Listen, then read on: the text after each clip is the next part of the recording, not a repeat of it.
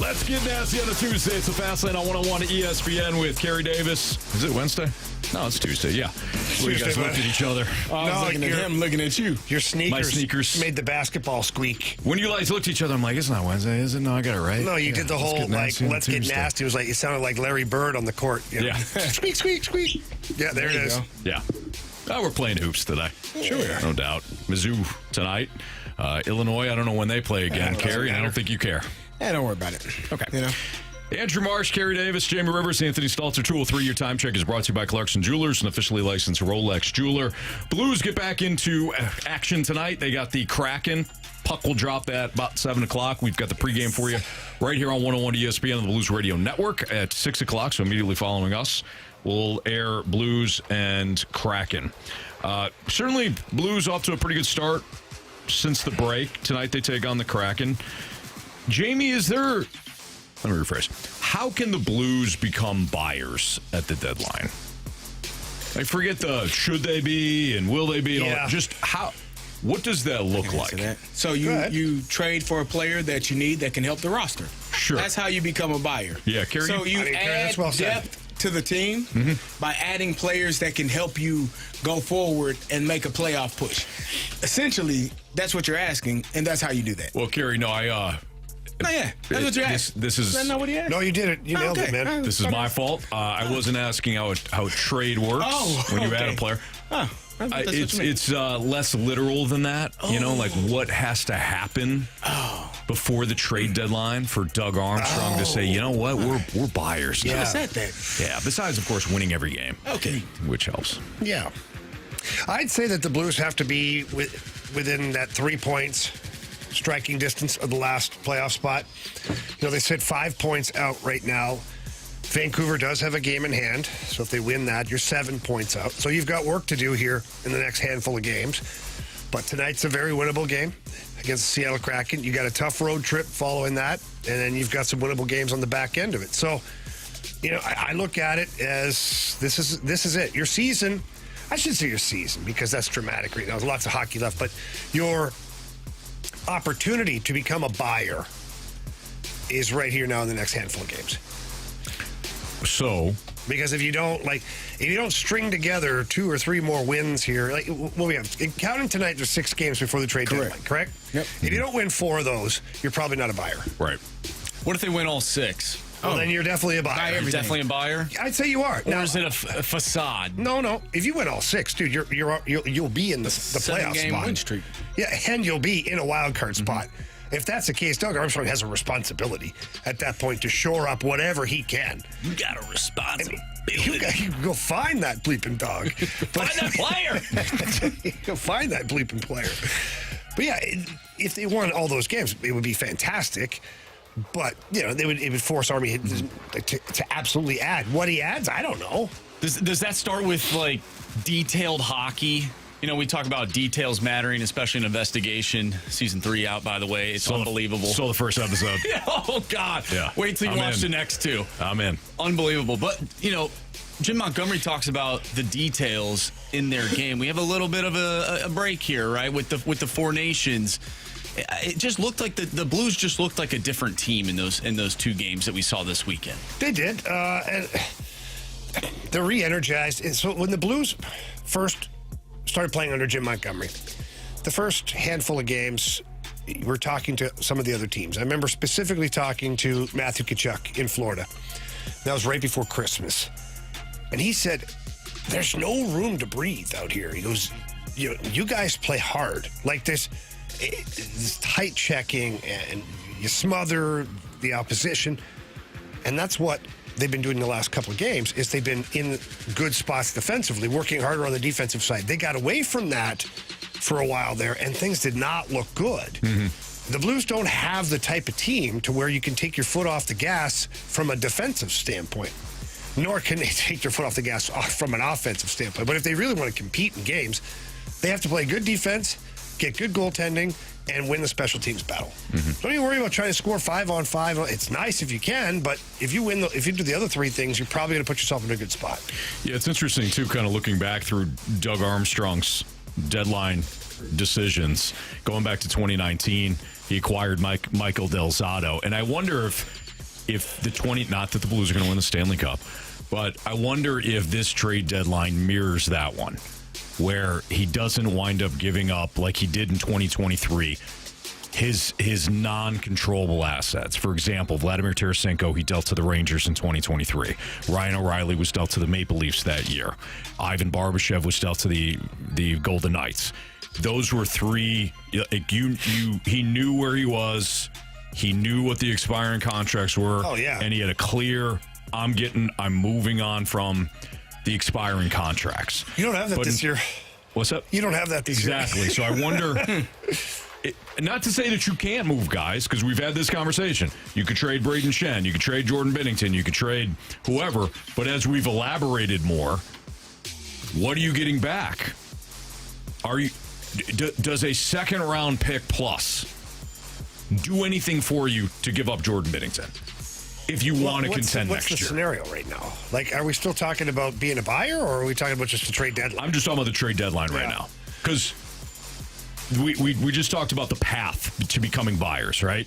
Now, if we take a step back, remove that question, just say what does this season, what does previous seasons tell us about how Doug Armstrong will approach this deadline? I don't think there's a clear comparison. No. Outside of maybe 2019, we're like, you know what? I'm not going to do much. I'll add Michael Del Zotto, but that was just a depth piece. Well, that team also is in a different spot. Sure. They had just come off a heater of 11 games in a row. So it's like, well, why would I touch a thing at all? I don't think Doug Armstrong needs to trade.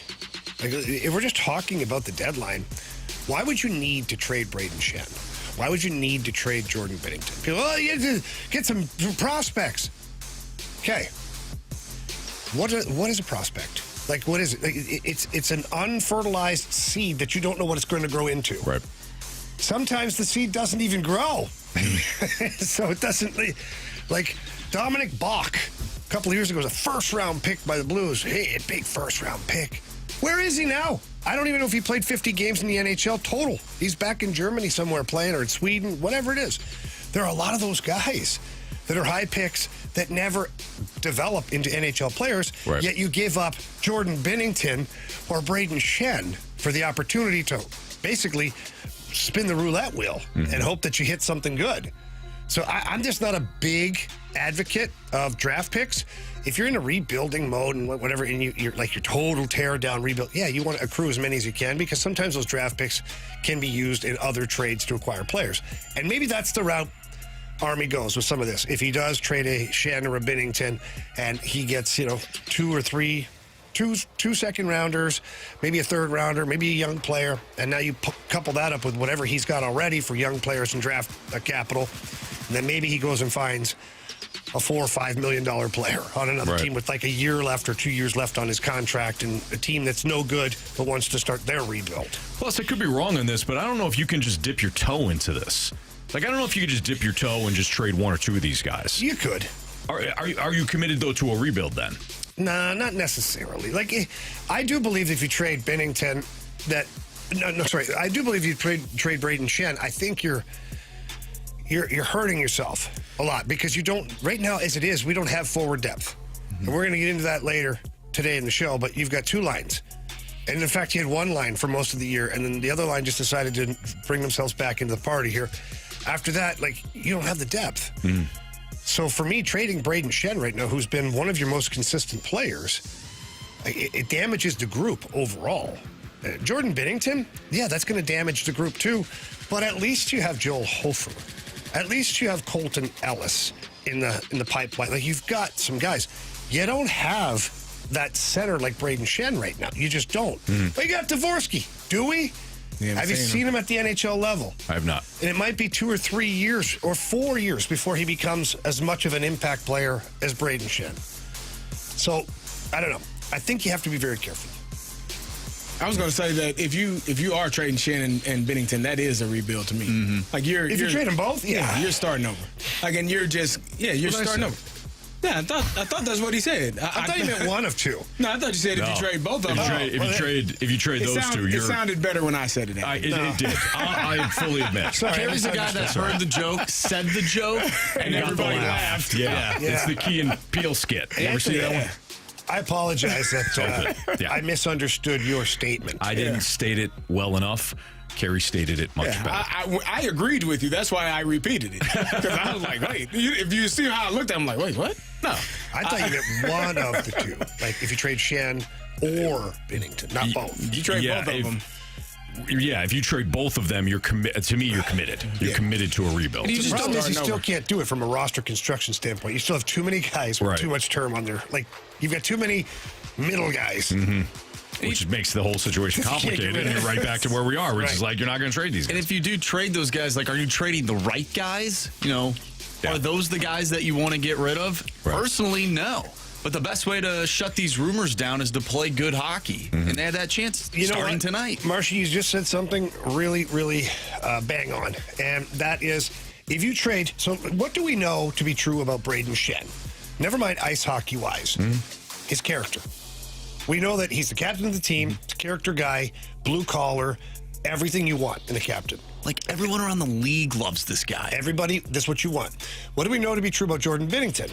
Ultimate competitor, big game goalie, team guy, leader now in that locker room, mind you. Leader. He's very well respected. So if you trade two of your best leaders, two of your most competitive players, what are you telling the team? Like, how are you even building a culture then? You can make the argument that's the reason why the Blues are in this spot right now, because maybe they've gotten rid of a few too many leaders that they've had in that locker room in previous years. I don't disagree with that. Now, in fairness to Doug, when he moved on from those players, this organization was in no particular spot to retain them. That's fair. That's the issue. I think if you asked Doug, he'd say, would I like to have Ryan O'Reilly on my team? Yes. Would I like to have Ivan Barbashev? Absolutely. Like, those are two guys you'd love to have, but they weren't going to be staying here. They were unrestricted free agents. Ryan O'Reilly, who knows where he might have ended up. I think he got more on the open market than anybody thought he was going to get. So he cashed in there. And Ivan Barbashev, he probably would have been better off to try and sign him here because no way was he getting $5 million here. He wouldn't have even asked for that. But he went on to Vegas, played first line, won another cup, and now he's a $5 million player. Right. I think the David Perron one hurts as well. I don't think so. Really? So I did last year, but this year has been a really big struggle for David Perron in many ways. He's had some things off the ice with his baby, and there was some. She had to have surgery like within the womb, and it was crazy. I mean, big time distraction stuff. So not pulling away from that. But David Perron this year, maybe. Would he still be would that contract line up that he would even still be here? Nah, probably not. It would have been close because he signed the 2-year deal in Detroit. Now maybe he'd be on the last year of that deal. So maybe you would move off of him heading into this season. He might be a guy we're talking about shipping out at this point. Right. All right, it's Fastlane on 101 ESPN. Victor Scott had himself quite a day today. In spring training, he hit a triple, and he also had a monstrous home run. He also played left field. What's the game plan for the Cardinals when it comes to center field? Gary's pretty passionate about this. It's next on 101 ESPN.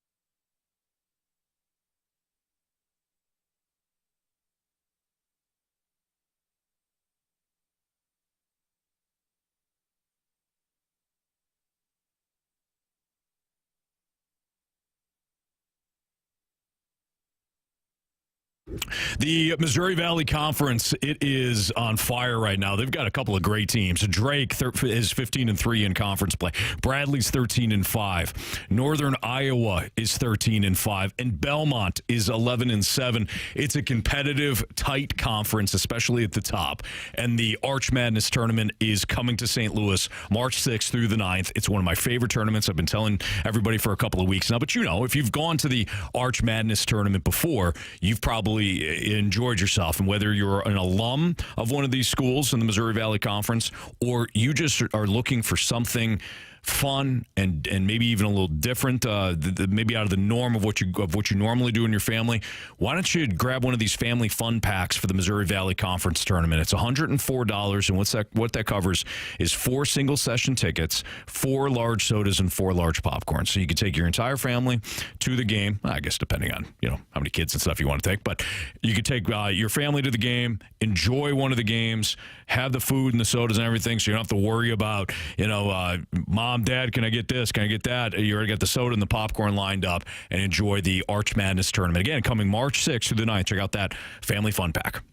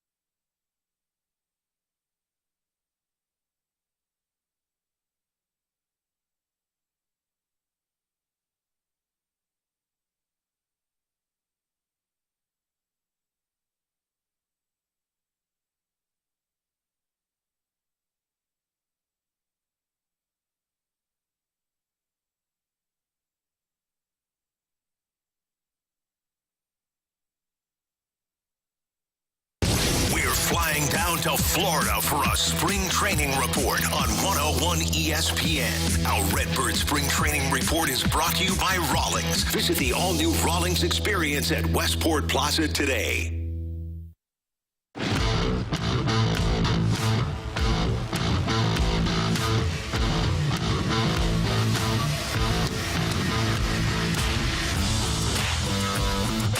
To Scott. Launched out to right. That ball is deep. That ball is gone. It's a home run for Victor Scott. How about a triple and a round tripper? And the Cardinals are up 2-0. Well, for Victor Scott II, Tom, how about how under control this swing is? Nice and easy, head down on contact. We were watching his BP before the game, and he was concentrating on keeping the head down, not letting it fly. And boy, this one flies out of TD Ballpark. That was a deep drive. That was from earlier today, and that was courtesy of the FanDuel Sports Network. That was our guy, Brad Thompson, of course, part of the broadcast team for the Cardinals in spring training. Tom Ackerman was the other voice you heard. Tom Ackerman, play-by-play man. Victor Scott, what a day. He had a triple. Ball went off the wall there, and who knows, maybe if there's a better play by the center fielder who plays off the wall, it's a double instead of a triple. Either way, he crushed the damn thing. Fast. He crushed the damn thing. He's fast. He was flying around the base pass. Then he hit a monstrous shot to right field for a home run. So Cardinals trailing the Blue Jays right now 3-2. But the big discussion point isn't necessarily his offense, guys. It's the fact that he started in left field today. Lars Nootbaar started in center. And when asked about the decision to start Lars Nootbaar in center field, Ollie Marmol, and this is John Denton on X who had this quote. Ollie Marmol said, we'll try to do it pretty often to get him out there and just give him a look. Victor Scott will play left. There'll be times where Michael Ciani plays left. We want to be able to put Newt out there from time to time. What do you guys think the Cardinals' game plan is? Actually, you know what, Carey? You've been you've been chomping at the bit. I forget the actual topic question here. Let it rip, Carey, because something's bothering you right now. So I have a problem. So I stopped watching, we all have news problems. channels and how they cover politics, because there are questions that are asked and then there aren't any follow-up questions. People just want to get to their question. Oh, I got a question. Oh, I get to ask my question. Sometimes you get an answer and it requires a good follow-up question, which could be a really good question because you get more information. Mm-hmm. So I have a follow-up question in regard to, Vic will play some left field and Newt will play center field. Is it at the same time? Is it in the same game? Are we talking about I'm going to put Victor Scott in left field and put Lars Nootbaar in center field, and that's the game we're going to play? Like, we're going to play the whole game this way? Because then my follow-up question to that will be why? Why the hell would you do that? What the hell purpose is that? Now, if you're telling me Lars is going to play center field and we're going to have Brendan Donovan play left field and Victor Scott will be on the bench. Don't like it, but I can understand it. Mm-hmm. We're going to put, Victor Scott in left field. Who's playing center field then? Because you also said Ciani was going to be playing left field as well. It doesn't make sense to me. Why not just flip those two guys? Carey, just wait till Lars plays center field and Ciani's in right field and Scott's in left field. Maybe that makes more. I don't know. It's a good question. You played baseball, right? Not well, but yes. No, don't do that because you played at the collegiate level, right? You play in college, damn it, you're good, right? You're good enough to make it there. Why? Why would you do that? I've listened to you.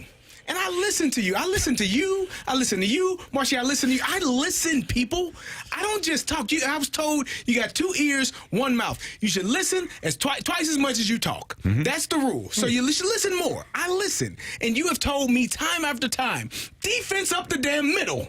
You tell me up the middle of the ice. That's where all good things happen. Good things happen up the middle. Usually straight up the middle is where all the best things happen. It's the best part of it, right? Yes. Right down the middle. Don't go right. Go straight. Yep. That's how you score. Just the quickest point to a straight line. That's how you score. Football, north and south. We don't go east and west, north and south. Why in the hell would you not put your best defender up the middle? Anthony? Try not to win. Oh, God. That's the only explanation, right? Or it makes no sense. Let's go back to your original question because it's a really good one. The one that should have been a follow-up question. Will we see this in the regular season? At the same time. Because it doesn't make sense. Now, Nootbaar and Victor Scott / Ciani in the same lineup makes sense, but if the latter are playing center field. So if Scott or Ciani are playing center and Newt was in left, okay, that makes sense. To have Newt play center fields with Ciani and Scott, in Ciani or Scott in left, that doesn't make any sense. I literally, before we came in here, I just heard Brad Thompson just fawning about Victor Scott. He's one of the best prospects, number 3 prospects in Cardinals baseball right now. He's the fastest on the field. He does all of these things. He had 94 steals last year. Like, he's got speed. Yeah. We'll put him in the corner. Yeah, don't worry about it. Put the guy that's not as fast in center field, right, and put them together. I would have loved the follow-up question. Is this going to happen at the same time? Or is this something that you're just... But then my question would be, why the hell would you do that? Why would you put Victor Scott in left field anyways? So it has to be that Nootbaar is playing center field. I think he's going to play center field when... Why would you put Victor Scott in left field? No, for at-bats. I think we're looking way too into this. Just for spring training, though. Yeah, it's spring training. Give the kids some at-bats and give Newt some reps in center field. Until they do it in the regular season. Yeah, then we can complain if it happens in the regular season because you're right, Carey. Well, that makes no sense. But I think for right now, it's just let's get Newt some reps in center field, and if he's maybe slow to some balls, you do have a guy in left field who can track some down in the gaps, right? But you're also getting Victor Scott some at-bats, and he's taking advantage of it right now. So he might just play his way into center field, and we won't even need this conversation. Very true. All great points. If I may, from my good friend Carey Davis here, what I'm picking up on is a lack of trust. A lack of trust that the Cardinals won't do this in the regular season, right? Lack of trust from me? You don't trust the Cardinals that they won't do this. I base my trust on past experiences. That's what I'm saying. Yeah. So Nolan Gorman will play center field. Possible. Yeah, he might. It's in play. What I'm saying is you don't trust the Cardinals to not have this be a thing in the That's why I would have season. asked the follow-up question. What does this mean? Yeah. Is this just for spring training? Is this something we would see in the regular season? And if so, why? What's the purpose behind that? I just have questions, and I when I have questions, I like to know the answer. I just ask questions, and I will give credit to the 314. Carey doesn't listen. How many times have Jamie and Carey have forgotten what the upcoming segment is? That's a good point. I don't really listen as much as I probably should. But you know what? I've taken ownership on that. I got to tease better because if I can get Carey engaged, I don't think it matters. Then I think the listeners will get engaged. So I'm putting it on me. Yeah, I kind of turn my brain off when you start talking about the next segment. I don't know why. Well, again, I got to challenge myself. You need to Carey. be better. Yeah, we both need to be. Jamie asked yesterday, what's next? I said, thanks for asking. I didn't know either. Unbelievable. All right, it's Fastlane on 101 ESPN. Marsh has got what's trending for you next.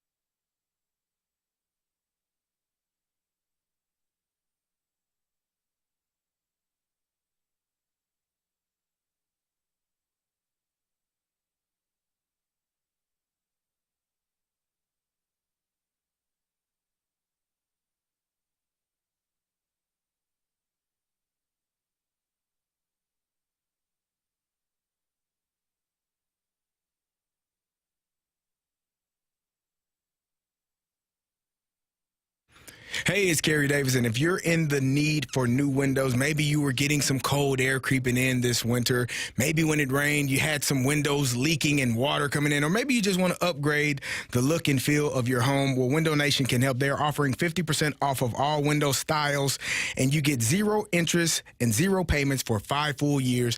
All you need to do is go to windownation.com or call them at 866-90NATION. You need to hurry because this sale ends February 28th.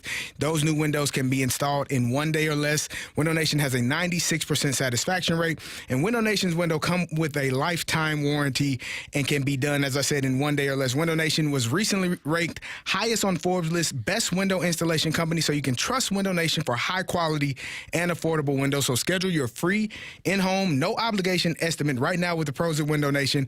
All you need to do is dial 866-90NATION or online at windownation.com. Again, that's 50% off of all window styles, 0 interest, 0 payments for 5 full years. 866-90NATION or windownation.com.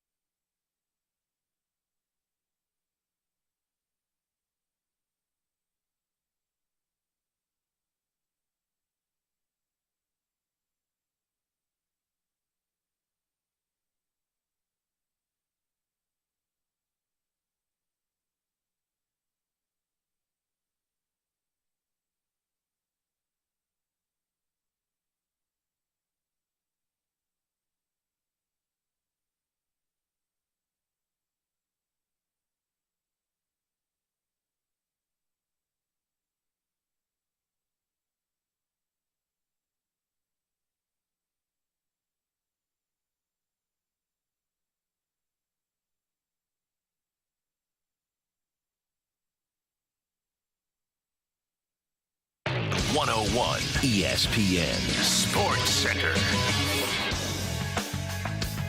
I'm Andrew Marsh. It's time for a Sports Center update. Driven by Johnny Londoff Chevrolet and Johnny Londoff Autoplex. The Blues take on the Seattle Kraken tonight, looking to win 2 in a row and pick up a possible 5 out of 6 points since returning from the Four Nations face-off. Pregame for that one starts at 6 o'clock. Puck drop is at 7. We'll talk with Joe Vitale at 5:15, so stay tuned for that. And if you've missed anything from today's show, make sure you go to 101ESPN.com or check out the free Dobbs Tire and Auto Center's 101 ESPN mobile app. Just head to the podcast page. You'll find all of our interviews and full shows there. And it's all brought to you by the Schaefer Door Company. Coming up next, we have What's Trending. I'm Andrew Marsh, and the Sports Center update is driven by Johnny Londoff Chevrolet and Johnny Londoff Autoplex. See them at Londoff.com. Chevy, together we drive. Are you kidding me?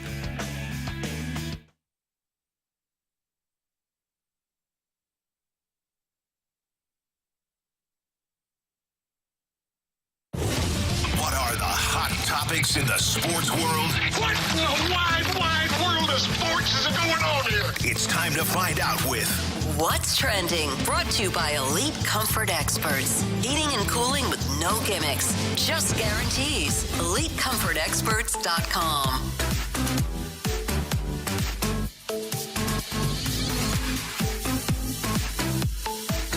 Welcome back to the Fast Lane here on 101 ESPN with Anthony Stalter, Jamie Rivers, and Carey Davis. I'm Andrew Marsh, and it's time for What's Trending. Gentlemen, Jamie's favorite football player ever. Second favorite. Second favorite football player ever may make a return. Yes. I have some audio. Thomas Brady? No, not Thomas Brady. That's my first. Not Thomas Brady. No. He's my forever. Why don't we take a listen? We'll take a listen. This is Cecil Lammey of DenverSports.com. Uh-huh. This is some interesting news. We'll see if there's anything to it and get your thoughts on what this gentleman has to say.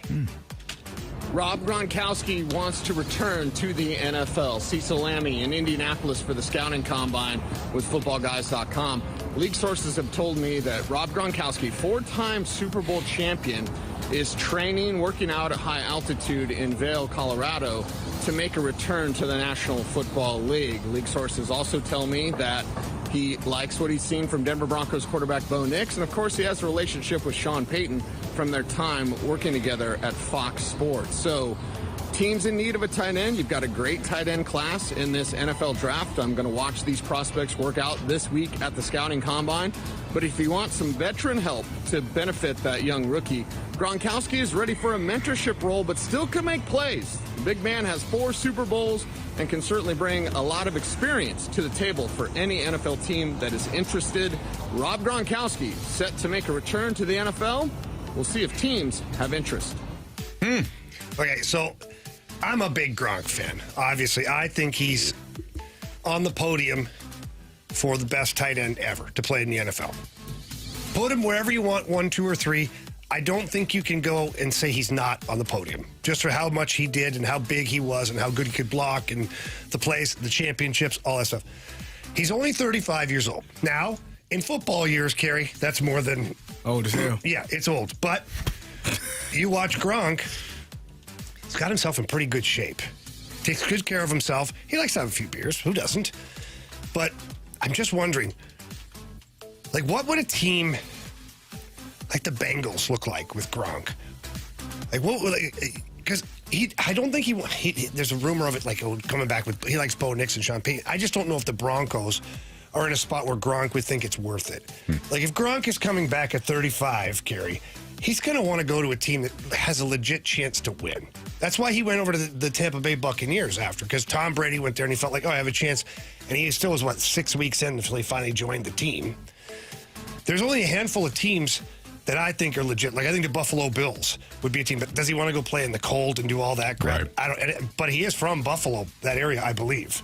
I think that's where he's like. He's New York. Upstate New He's York. in New York? I'm pretty sure He he's went from to Arizona State. New York. He did. Yeah, he went to Arizona. State. He's from Amherst, New York, which is right up in that area. Amherst, New York is like, there's Watertown, Amherst, Potsdam. There's all these little whatever. So the Bills could be an interesting spot for him because that looks like a team that if you added Gronk, is pretty good. What'd be interesting for me, though, and I like the theater a little bit, is if Travis Kelce says, I'm thinking of stepping away, and Gronk swoops in and plays with Patrick Mahomes That'd be a good in fit. Kansas City. Yeah, I can see that. What do you guys think about this, Carey? I see you just Carey's kind of scoffing with his eyes. How many years? When did he retire? 3 years ago? 3 years ago. 3 years? 3 years to heal up. He's on that Tom Brady program. Yeah, maybe. All that voodoo stuff. I mean, he's had a torn ACL. He's broken a forearm. He's had back issues. He's had neck issues. They're all better now. Nah, they never get they're better, Jamie. Carey. Look how good you feel every day. Exactly. I was doing squats yesterday, and I damn near fell over. Had a shooting pain through my knee that I haven't ever had any surgeries on. Carey, I almost buckled on the treadmill yesterday. I'm not even exaggerating. I was just walking. It was like 4.2 mile an hour walk, a brisk walk. Okay, incline about 2. And I was like, okay, getting Africa, a little sweat going. All of a sudden, my knee was like, I'm done. I'm done. I was like, and then the treadmill's still going. I had like a speed wobble. I had to get the feet out on the side. I did the same thing. Looking around. He would have shot me 40 feet back. I was in San Francisco getting on the plane, my son and I coming back here, and I just had a shooting pain through my neck, and I literally was dragging my leg as I'm boarding the plane. They're like, keep an eye on this guy. Dragging my leg is like, my son's like, what's wrong with you? I'm It's like a wheelchair, sir. I don't know. I don't even know how this happened. The NFL, son. I wasn't That's what's doing wrong with me. anything, just walking. Normal life. You think hey, more power to you, brother. I think he's getting paid good money at Fox. Yeah. Doing TV. Yeah, but... And not running into anybody. And I get it. But you miss it, I Carey. do. There are times where I want to hit people, and it's not legal to do so. No. It almost happened in the parking lot on the way in. Like, Carey Davis, office fullback. just hit people. Like, it's needed. Like, yeah. It is. Oh, yeah. I told you about me. It's needed. Like, there are times I'm like, I should have hit that person. Just because. Just so they know that you shouldn't do those things. Mm-hmm. But I don't know that I want people hitting me back in football anymore. Like, I'm cool. I'm getting paid. I mean, I get it, but what are you talking? Gronk could still, because of Travis Kelce, the Kelce brothers, and other athletes have paved a way here to where like Gronk can continue to do his podcasting with Julian Edelman and all the other stuff that he's doing. Like, players are doing that now in season. They are. So the whole motto before of like no distractions. Focus on sports. It's long gone. Pat Beverly was doing it at the NBA. Like, a lot of guys are doing it. Draymond Green. Yeah, and so Gronk wouldn't have to step that far away. He couldn't be behind the desk for Fox or whatever network he works for. Is it Fox? Yeah. Mm-hmm. Yeah, Fox. Yep. Couldn't do that, but he could do almost everything else. Yeah, I don't know, man. What do you think, I do Anthony? have dreams every night. Well, not every night, but I often dream that I'm still playing football. Yeah. It's kind of weird. I had a dream about a month ago. I'm not kidding you. It was so real. It was so real. We were on a road trip. The Blues were on a road trip, and the flu was going around. Yeah. And Army was like, I can't get anybody here in time, and we got 3 guys that can't go tonight on the It's back on end. you. If we give you gear, can you give us a game? And I was like, hell yeah. And then I was like, well, who's going to do my job with John Kelly? Can't leave my partner stranded. It was so real to me. It feels like, yeah. And we were on the road when I had this dream. It was so real to me that when I woke up in my hotel room on the road, I was like, is this real? I gotta get ready. I picked up my phone and checked text messages to see if I Army talked to me. Well, who filled in for you? Yeah. I never got to get that far. I didn't get that far, Marshy, but it felt so real to me. Oh, man. And then I couldn't go back to sleep. Yeah, because now you're ready. Like, you're like, No, now I'm thinking about it. I'm like, imagine if that actually happened. yeah. Craziness. I think given the right circumstances, so he'd probably want to like skip training camp for the most part and all that stuff. I think that given the right circumstances, he could play for another season. He's not going to be like a full-time tight end. He's not going to be a tight end one where it's like he's on the field for X Mercedes amount of Lewis snaps. still playing? Yeah. Okay. Yep. He's on year like 20, 18. I think Gronk could do it. He probably could. Yeah. I mean, he ain't playing full games, but He's the same age as Travis Kelce. Yeah. They're both I was about to 35. say, yeah, so. they're both 35. I was thinking when Jamie brought up Kelsey, I'm like, I think he's 35 I know. too. So It'd be fun. I like interesting. Gronk. I think it'd be fun to watch it. You guys give me a lot to look forward to in age. Oh, yeah, Marshy. It's That's great. outstanding. well, Nah, these guys are different. hey, That's fair. You and I will have like I have little things getting old, but Yeah.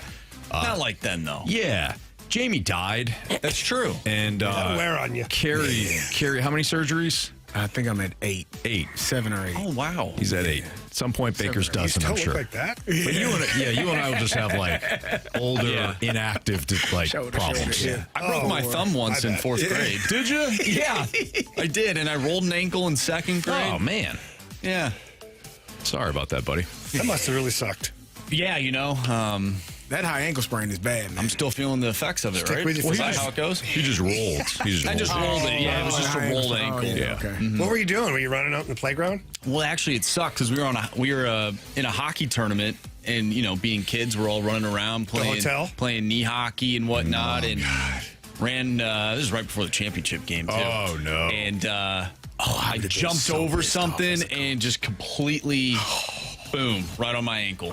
Just rolled How mad it. was your coach? Was it Al? No, Okay. it wasn't. No, this was when I was in 2nd grade. Okay. This was when I was 2nd grade. Playing for Al McInnes. Oh, really? So Al this was his arm. I'm sure you would. at Central States, I actually did and broke my thumb playing baseball in hockey season. That was not ideal. Yeah, and I was out a little bit. But yeah, rolled the ankle in 2nd grade and went out. Tried to play in the game. I could barely fit my. I mean, this thing was huge. It looked like a softball. Could barely fit my ankle in the skate.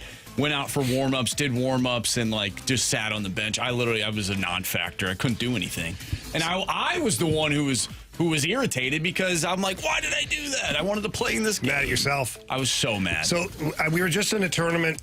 Ashley and I were just down in Louisville, Reed, her little guy, tournament, which they did a great job. They got all the way to the final, lost in the final to a really good team. It was a blast, but they had reserved the conference room. And now we had 2 reasons to reserve the conference room. One was let the kids kind of run around and play in there. And they brought their knee hockey sticks and little nets, and they played in there. That's exactly what happened. We were in a conference room. Well, when I was doing this stuff, it was up and down the hallways. Right, yeah, a little hall hockey. Yeah. Never heard anybody. And then the second purpose of that conference room was I brought my little projector to watch the Canada-USA game. Nice. The 9 seconds, 3 fights, all the kids over there was like, oh my God, it was great. But recently I saw that there's a hotel somewhere, I believe it's in Michigan, that they have taken one of their conference rooms and they have built it out into a small little shinny hockey rink. It's a good idea. And so because there's so many teams that come there to play hockey in the tournaments and they don't want their hotel busted up. Yeah. They're going up and down the hallways. So they have a rink that you can put your name down and you can rent it by the half hour. Like each team, you can put your name down. If your manager gets ahead, and it's got white carpet with the blue line, the red line, the nets, and it's got boards that are set up in there so that each team can play. Somebody was thinking. Yeah, they sacrifice making money in that during the hockey season, but the boards will come out in the off season, so they can still have weddings or whatever. Sure. That's a good idea. It's pretty wild. I had one of those in my basement growing up. Really? Yeah, in high school, me and my mom, we built a knee hockey rink in my basement, and I'd have tournaments all the time. Have people over. I did that. It was so fun. When I was playing in Detroit, the one house I lived in was just a massive finished basement with nothing in it. So I bought these rubber tiles, not rubber, I guess they're rubber, but when you put them all together, it made a big blue hockey rink. And you could put a net on there. And so my boys would be down there playing hockey all the time. Nice. You got to have the right carpet, though, Anthony. Oh, you got to have the right carpet. I imagine it's pretty important. You need the right carpet and the right stick, and most importantly, you need the right nets too, right? Like I would tape the net back, so when you shot it, it would just bink, it'd fly in and right out. Because you don't want those just those nets that are kind of, you know what I'm talking about? It just doesn't look cool. No. It's all about the looks of the nets. When my brother and I were playing hockey up and down the hallway in the house, my mom loved that. Momsy, if you're watching or listening right now, you know she hated it. We were banging the walls like paint chips flying everywhere, fighting. But when you play goalie, if you have the bad carpet, your track pants or whatever you wear, you're burning out the knees in your pants, your jeans, your track pants. So Mumsy got ahead of it, and she had like linoleum flooring, like the old crappy kind. And she cut these huge patches and put them on the knees of those pants. Yeah. So that when you were goalie, you could go down and play. And slide. then you slide across like kick save. That's awesome. Then you'd forget, you go play with your buddies, like, what do you got on your pants there? What do you got flooring on your pants? Let me tell you, I got a rink in my basement. I don't know how my parents survived. Like we had a ranch house where I grew up, and I used to stand on one side of the yard and throw the football up on the roof because there's a slant. And it drop down. Like I used to do that for hours when my parents were inside. Yeah. And I would run, and then I'd stand under and I'd try to make like a miraculous catch. When I grew up, we had like a house, but it's like split. Like we're like one side of the house, and the other people who live next to the other side of the house. So it's a small little area, and then the driveway was shared with the house on the other side of us. And I remember when I got into baseball, I was a shortstop and a pitcher predominantly. So I was like, okay, I want to work on my game. So I'd stand across the driveway at the neighbor's house, had a little mound or a little pitching thing they made, and I'd take a lacrosse ball. Oh, wow. And a little heavier, you know, and I'd fire this thing against our house's wall. And then afterwards, it would be like a ground ball coming back. So now I was pitching, field it up, and and I was then shortstop, I used to do the same and thing. then I'd fire it off the wall and catch it like I was first base. I did the same thing. Okay. Same exact thing. But think about this for a second. The house is small, old, and every 4 seconds you're hearing on the side of the house, total lacrosse ball is hitting the side of the house. That's awesome. I always use a tennis ball, but I did too. I don't know why my parents put up with that. Oh, I know. Oh, my God. Well, my dad, too. My dad used to give me so much crap. It's because my buddies would come over and we'd play baseball. Well, the pitcher's mound was always in the same spot, and the home plate was always in the same spot. So I'm killing the grass in the two spots. My dad's like, son, I love that you're playing ball. Just move spots a little bit. And I'm like, okay, never did. So then when like my kids start playing and stuff like that, they're in like the same spot. And one weekend, I'm like, guys, would you just move over a little? I'm like, oh my God, It's the field dimensions. my father. Yeah. Try having a metal shed as your the background or the backstop for your wiffle ball team. Oh yeah. Oh, gosh. Wiffle ball field. Yeah. Good times. Neighbors love that. So much fun. Shout out to parents. Yeah. They put up with a lot. No All right. kidding. It's a Fast Lane on 101 ESPN. We're going to bet the board next on 101 ESPN.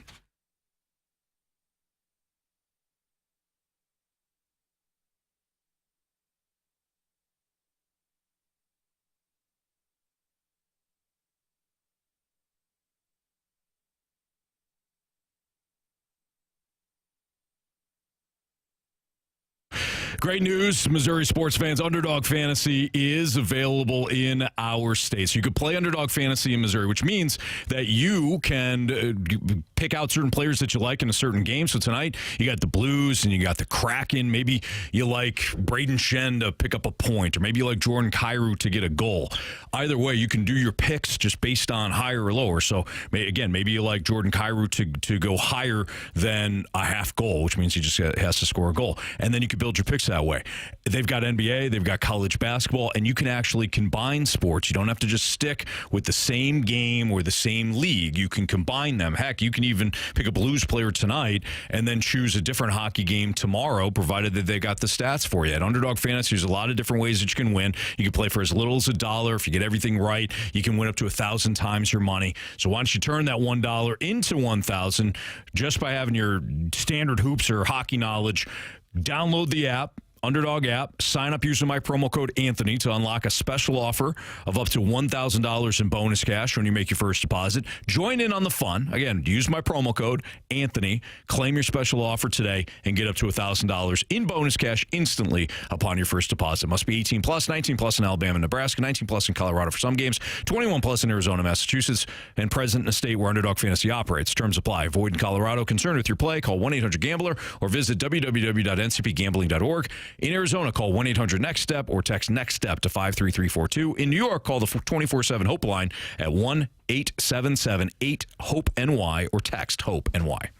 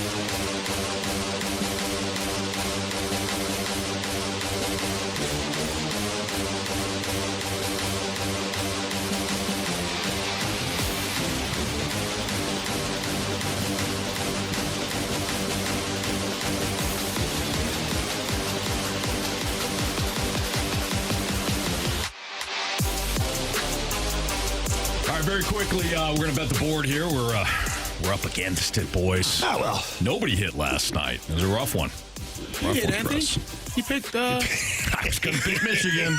I did not. They won. Colorado lost by a half. You hit the game you didn't play that you wanted to. That's a good lesson for me. All right. Jamie, you're still in first. Yeah. Carey, you're still in second. And then Marsh, you and I tied? Yeah, it doesn't really matter. Okay. Marsh has given up. All right, so I don't know if you guys have heard of a guy named Connor McDavid. He's a pretty good hockey player, scored a pretty big goal. Never heard of him. A couple of days ago. I'll look him up. Anyways, for some reason, they have him at 0.5 on the power play points, and it's a plus 140, so I'm going to go over with that. I think Connor McJesus is going to tear it up tonight. I think Leon Draisaitl will too, but Connor McDavid's kind of in go mode right now.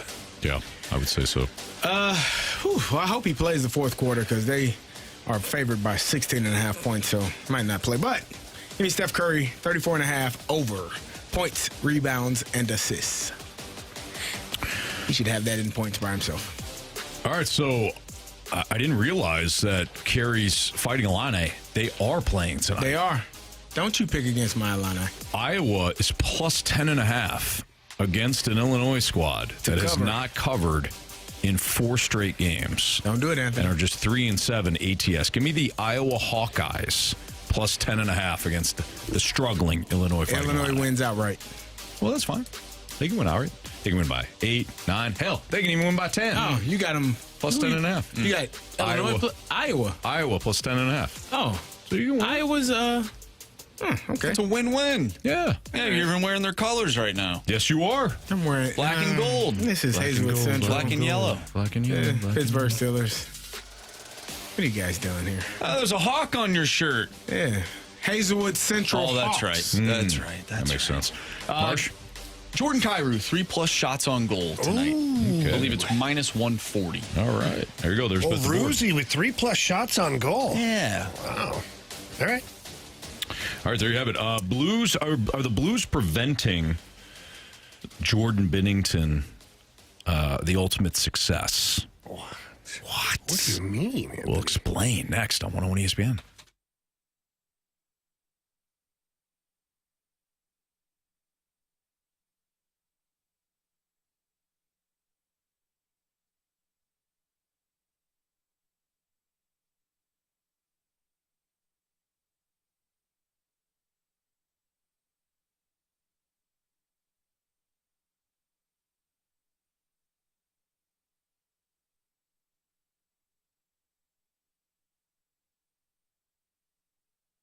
Anthony, I run into so many guys that come over and talk to me about just not feeling the way they used to. They hear us talking about mentality all the time. And do you use it? Does it work? It's like inevitable that those questions pop up.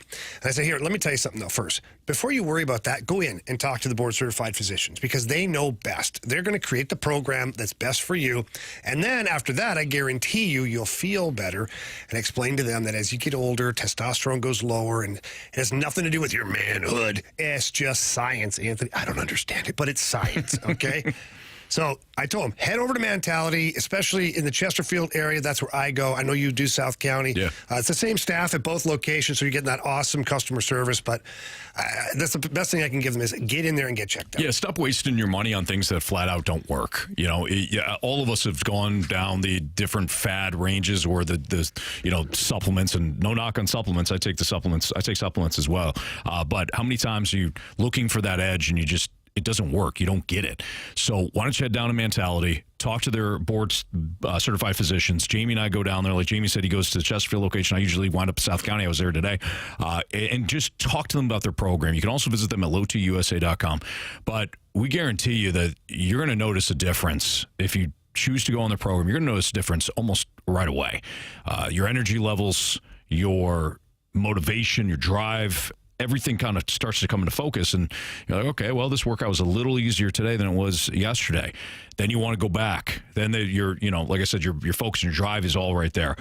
Thanks to Mentality and their program, and of course the work that you put into. So lowtusa.com online, or visit them at one of their 2 locations. It's Mentality. Tell them Jamie and Anthony sent you.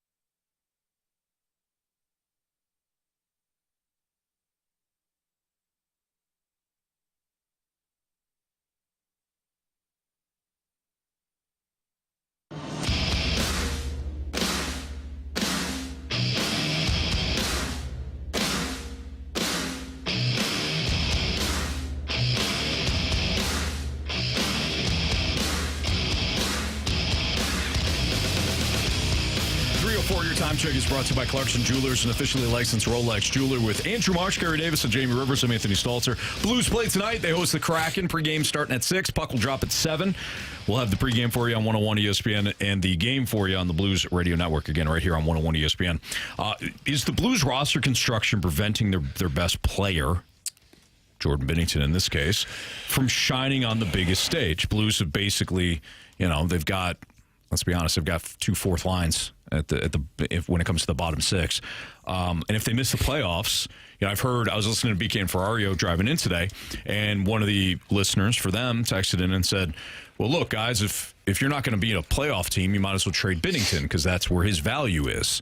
Well, this kind of proves the point of their current roster construction and the way that they have underperformed as a non-playoff team doesn't allow your best asset, Jordan Binnington, to shine. I think that's a fact. It doesn't allow any of their best assets to shine. Fair point. But Jordan Binnington right now is the superstar. Based upon the Four Nations tournament and how the 16.1 million people, North America, were watching him basically shut down the American team, he's the hot topic right now, as he should be. He had a hell of a tournament. He had an unbelievable final. Here's the problem. Is the Blues top 6 of Neighbors, Thomas, Booch, and then you got Holloway, Shen, and Kyrou. They're kind of providing all of your scoring, except for the defenseman. Colton Parayko is up there, too. I think Colton Parayko now has 13 goals as a defenseman. He's tied with Jake Neighbors, by the way, 13 goals. But that's where your offense is coming from. And you look at some of the teams in your division, like the Colorado Avalanche the other night, without their top guys, that's a bad hockey team. It's a bad hockey team. Sure. And the reason the Blues were able to win that game is they kept their best players at bay. And if you do that, the rest of the team can't do anything. So now let's turn the microscope back onto the Blues. When you have 2 fourth lines, it's not good for scoring depth. And when I say that, and people, what do you mean 2 fourth lines? So you have what I would say your traditional fourth line, which has been Toropchenko, Faksa, and Walker. That's a fourth line on a contending team. In fact, that's a hell of a fourth line on a contending team. It is a lesser version of what you had in 2019 with Steen, Sonny, and Barbie, but still a line that you're completely confident they can go out there and play against anybody in the league. You're not scared. You're not yelling at them to get off the ice. You're good with it. Right. But again, if we're going to isolate some of the problems, Walker has 6 goals. Faksa has 3. Toropchenko has 1. That's 10 goals for 3 guys. Let's go one step further. You have Sundqvist, Bolduc, and Matthew Joseph right now, which are your third line. Yeah. Bolduc has 6 goals. Sonny, 4 goals. Joseph, 3. 13 goals. That's your whole line. Some teams' third line, one player's got 16, 17 goals right now, or 20 on some of the playoff-bound teams. I like all these players. They play really hard. They're ferocious competitors, but they're all kind of the same player. You don't have Zach Bolduc, to me, is the only one of the group that has the dynamic ability to break out and score some goals. Problem being, though, he's not playing with similar thinking players right now. And that's nothing against Sonny, Joseph, Faksa, Walker. I love those guys. Those are the heart and soul of your team. I get it. Look at Nathan Walker last game. I mean, the guy's he's an unbelievable competitor. But that doesn't help you when you're trying to score goals. It doesn't help you when you're trying to push for a playoff spot. Having one line that has 10 to 15 goals total combined, it's fine. Especially when you're hitting, blocking shots, forechecking, shutting other teams down, and that's what the Faksa, Toropchenko, Walker line does, is that they shut down and nullify other teams. Walker leads the team in hits. He's tied for first in fights. Like, he's doing everything he needs to do. Right. The problem is you're not getting depth scoring there. So based on that, now Jordan Binnington, let's circle back, he's your current superstar, at least internationally. You're looking at people know who Jordan Binnington is right now. Well, there happened to be an article in The Athletic, and it ranked goalies, anonymous people, coaches, goalie coaches, scouts, and they polled a bunch of people, even former goalies. And they had tiers. Tier 1 is Vezina caliber goaltender. Just give me one goalie you think in the NHL that would fall in this category. Connor Hellebuck. Okay, yes. Carey, do you have anything? Shesterkin. Yes. Bless you. Thank you. Marshy. Vazzy. Okay. So your top three are Shesterkin, Hellebuck, Vasilevsky. Nice job, guys. Good. One that's debatable for me that they have in here is UC Saros. That guy. That's Anthony's guy. Yeah, I don't think the juice. Juicy. I don't think the juice is worth the squeeze right now. I agree. And the other one in that category, Sergei Bobrovsky. Yep, he belongs in there. Sure. The next tier is high-end starters. Any idea who you think might be in this? Just throw some names out. Jordan Binnington. No, names. Other names. Oh. Who's the goaltender for Dallas? Jake Ottinger? Jake Ottinger. Yes, he's in there. Okay. Thatcher Demko. Yes, he's in there. From Vancouver. Let's see. What about here. Jeremy Swayman, Boston? Oh, yeah. Okay, yeah, he's in there. Good one. Carey. I was about to Omar Omar. I was Omar's thinking in about there, Omar. yes. Yeah.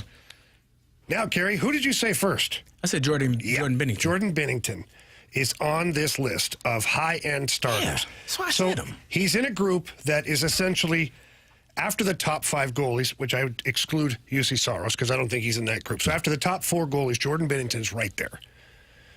So not only is he a star coming off the Four Nations tournament, and this article was written some time ago, so his stock may have risen in this.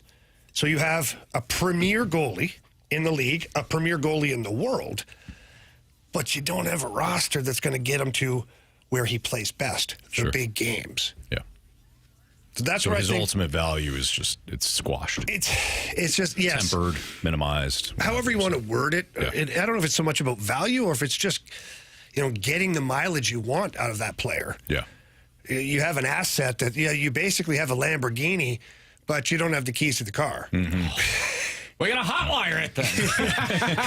You know what I'm saying? Maybe that's a terrible analogy. I don't know, but I'm just saying you've got something of a lot of value, but you're not getting the most out of that because you can't get him to where he does his best work, which is the playoffs. Right. And in talking to some of the people with the Colorado Avalanche the other day when they're in town, two people, very reputable people, they said they went back, looked at things, whatnot, and they firmly believed had Jordan Binnington not gotten hurt in that series, they don't think they would have beat the Blues. Oh, now they want to say it. Interesting. And by the way, the Colorado Avalanche went on to win the Stanley Cup that year. He was incredible. So when I say that there's things that are blocking, not the ability of Jordan Binnington, they're blocking the ability to have him play in playoff games. So that's where the roster, to me, your third line depth has got to improve offensively. Yeah. We always talk about, whose fault is it, or who's the blame to be put on? Is it the players? Is it the coach, the GM? When it comes to this conversation, is this more on Doug Armstrong for the players that he's brought in, or is it more on the players who haven't really found that offensive spark, or is it both? I think they're culpable. They're all culpable because you can't just say that the roster isn't good enough to be a playoff team if Booch is having the season that everybody expected him to have, or Robert Thomas doesn't get hurt and maybe he's having the season. There's a lot of everybody variables. There's a lot of variables. I think the roster's probably good enough for this team to be at the very least a wild card team. But when you have the underperforming, certain players underperforming, you have certain aspects of the roster that's not good enough. It's everybody. It's Army and the players. And I think that Doug Armstrong tried to improve the team speed of this club over the offseason, and he did. This is a much faster team. Now, I wouldn't say it's a miss. It's just been unavailable. Is Texier. Texier, he was supposed to come in and be that 15 to 20 goal scorer, that top 9 forward competing for a top 6 spot on your roster. One, he hasn't played good enough consistently to be there.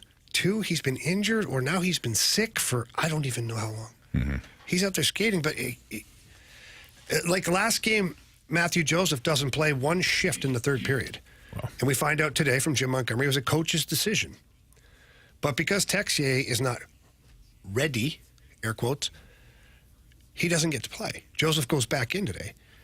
Like that should have been a situation where if you're Alex Texier, I'm 100%. Because now I get a chance to get back in the lineup and play. And you'll play on the third line. You won't be on the fourth line. You'll play with Sonny, you'll play with Boldy.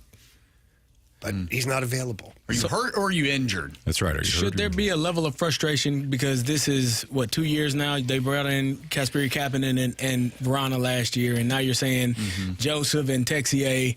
Like, those are 4 guys that you've brought in over the last couple of years that haven't really amounted to much in an area that you need depth. You talked about the third line for 2 years now. Well, you were counting on some offense from Texier for sure. Yeah. I don't know what the expectation was for Matthew Joseph. He didn't come to the team with a long resume of scoring, but he is a fast player. He hustles up and down the ice. He's a good penalty killer. So is he a fourth liner, though, or is he a third liner? Well, on a contending team, he's a fourth liner. That's just the truth. Like, if you put him on the Winnipeg Jets, he's a fourth liner or an extra. And that's a contending team. So that's kind of where it's gotten off the rails a little bit. All right, it's Fastlane on 101 ESPN. Andrew Marsh, Carey Davis, Jamie Rivers. I'm Anthony Stalter. We're going to go around the diamond. We started this yesterday with Jordan Walker. Now we are going to talk about Nolan Gorman next. His impact, what we think his impact might be, how he factors in the long-term plans, all that next on 101 ESPN.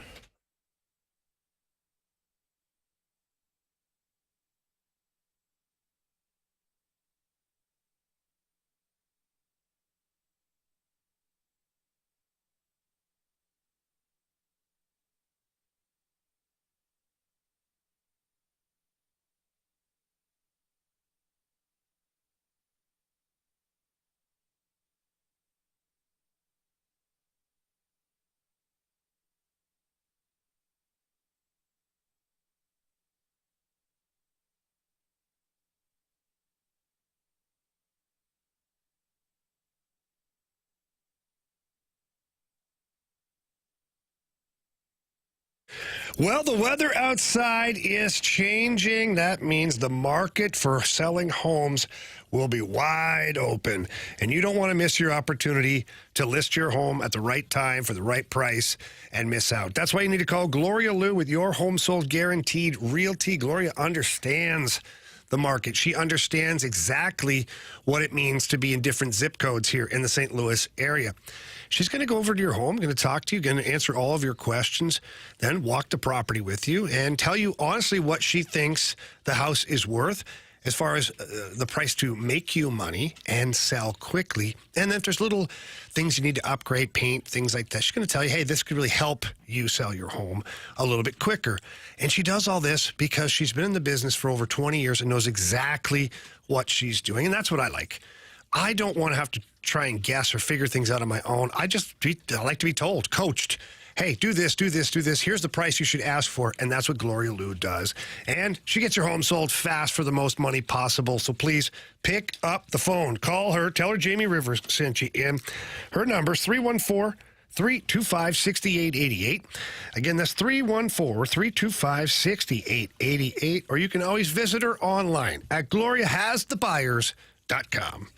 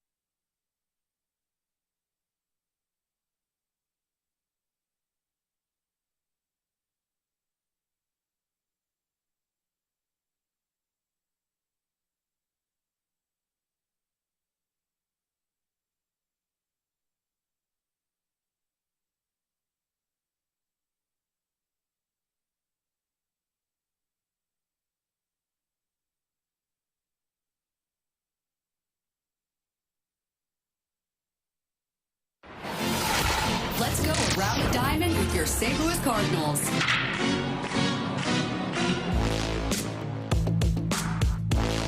All right, around the diamond. Yesterday we did Jordan Walker. Today we're doing Nolan Gorman. What is your biggest question mark surrounding this player?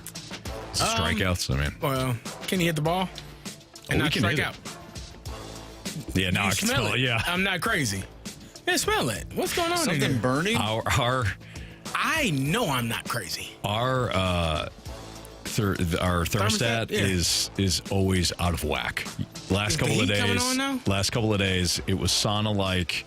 Today, it's freezer like. Did you touch it on the way in? No. That thing has been pinged like that all day, or all show. It was freezing 5 minutes ago. Now it smells like the must have just furnace kicked on. Yeah.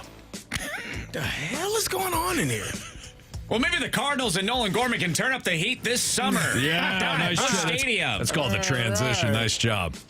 I think for me, guys, a lot of people, one of the biggest questions is whether or not Nolan Gorman has had his opportunities to showcase what he can do with the Cardinals. And you fall into one of two camps with that. It's either, no, he hasn't. I'd like to see him play pretty much every day. Or, yes, he has. He's had more than enough runway, more than enough, and just get rid of him. I'm more like kind of in that gray area. Yeah. Where I look at Nolan Gorman and has he had enough time to prove what he is? Yeah, probably. Yeah. But is that bad?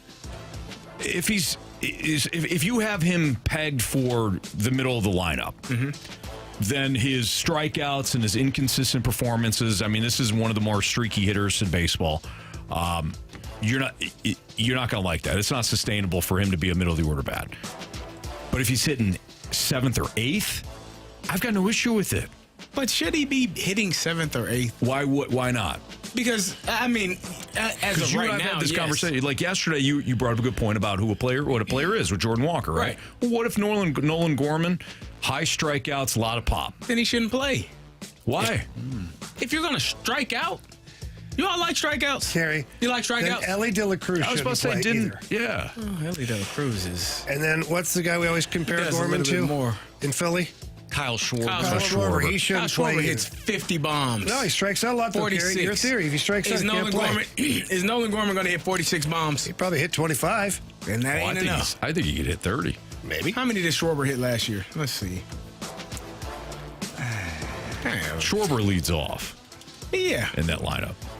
And it's a loose comparison. He got some people behind him, too, with Carey's theory of you strike out, you can't play. Yeah. Anthony, he got some people behind him. Yeah, he does. He had 38 home runs last year. Had 47 the year before. Had 46 the year before that. Okay. It's a lot of home runs. I'm just saying. A lot of ding-dong Johnsons there. I think we already know what Gorman is. Then let him lead off. And that's not a bad thing. No. Why not? Why not just put him deep? Kyle Schwarber. What's wrong putting him deeper in the lineup, letting him do his always thing, go deeper. hit a bunch of home runs, but you're going to have to take the strikeouts. Yeah, you put him at 8th, and then maybe you have Victor Scott or Michael Ciani batting 9th. You get a little bit more speed at the bottom of the order, and then you transition to your leadoff hitter. Like, having another leadoff I'm also hitter. like in the camp where like I really, not that I don't care, but we're having these conversations like, what are they going to do with Nolan Gorman? Where's Nolan Gorman going to play? If he's not like one of your best 9, like I don't care how many at-bats he gets, because kind of what you just said, I kind of already know what he is. All right, so what's your best 9? Because I think you bring up a really good home point. Runs if you're telling me he's Kyle Schwarber. If you're telling I'm not saying he's Kyle Schwarber. Well, Jamie said he was Kyle he was bringing up Schwarber. the strikeout thing because your strikeout bias. Oh, my God, Carey. And okay, but if he hits 20 home runs, that's so let's go back to your other favorite player. Ellie De La Cruz strikes out a lot, too. Yeah, Ellie De La Cruz does a lot of other things in the field as well. He's a really good player. But so does Nolan Gorman. He hits home runs. He doesn't play the field, and he doesn't run. We just said yesterday, Ellie De La Cruz. You said yesterday, he can hit once he gets on first base, you might as well just send him home. You're missing my point. No. Yeah, you are. You're not listening. So hang on. Hey, remember, 2 ears, 1 mouth. Remember what your mom told you. She did tell me. Okay. Haven't listened today. It's kind of a little snarky. It was a little bit. Yeah. You guys should barbarian arm wrestle. So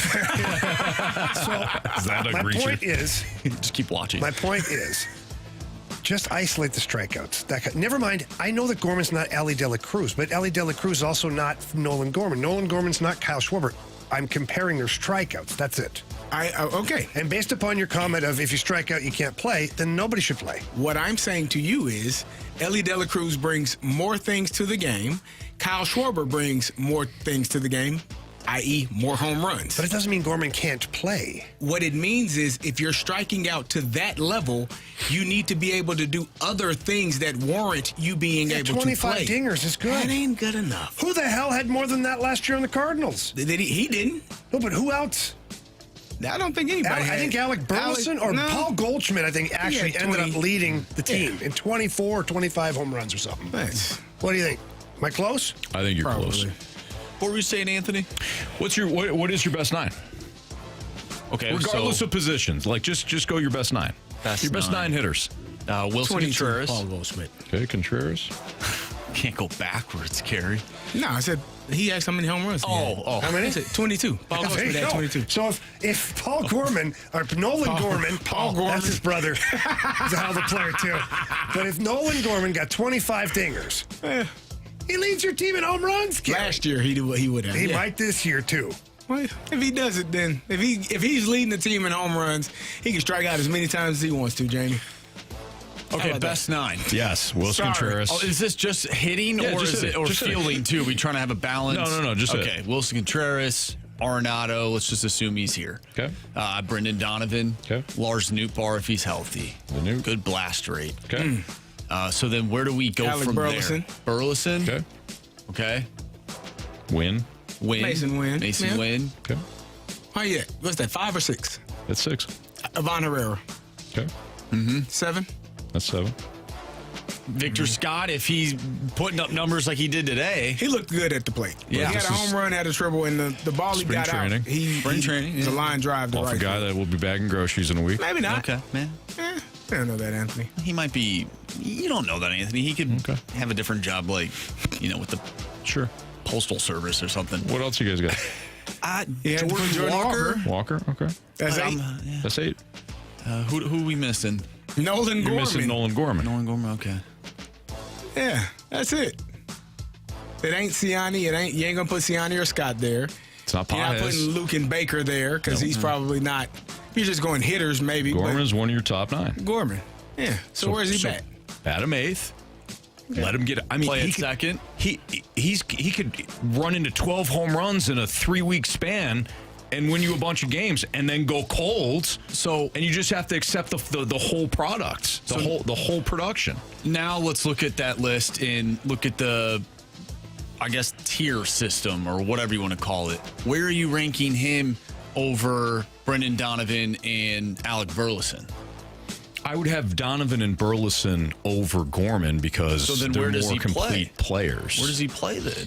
Well, this is the challenge that you now have because you didn't trade Arenado. So, to your point, Gorman is going to spend some time at second and DH, and it's going to come down to the thing that drives me crazy. But I don't see another avenue to this. It's going to come down to matchups. Quick note. Yes. The guy that Victor Scott got a hit off of won't be bagging groceries anytime soon. Max Scherzer. Yeah, he won't be. Well, you never know. He's older. Not next year. Not this year. Could be packing a bag. He volunteers a lot, I'm He sure. might volunteer to pack a bag or grocery. Yeah. Like to help a lot of the charities, community. Well, not going to be his permanent job, though. It's not that hard to bag groceries. You just need to know where they you have to place the food. The self kiosk. You bag your own groceries, so you don't. I hate that. Yeah, he's like you work there now. Yeah, but yeah, I'm already paying a premium for the groceries, and I got to bag my crap myself. So he will bag some groceries. Steal some stuff. At some point. No, Anthony, try not to do that. Just steal some stuff, and it's like employee discount. Is that how that works? Yeah, I don't think so. Sure. Marshy, don't try it. Well, I haven't. I don't plan to. Well, you look like you're excited about it though for a second. Yeah, he kind of lit up a little bit. I guess I already have the hat that goes with it. So Yes, that hat is actually reserved for much more than that. Gotcha. It's not reserved solely for that. Not stealing things, stealing lives. Oh my gosh.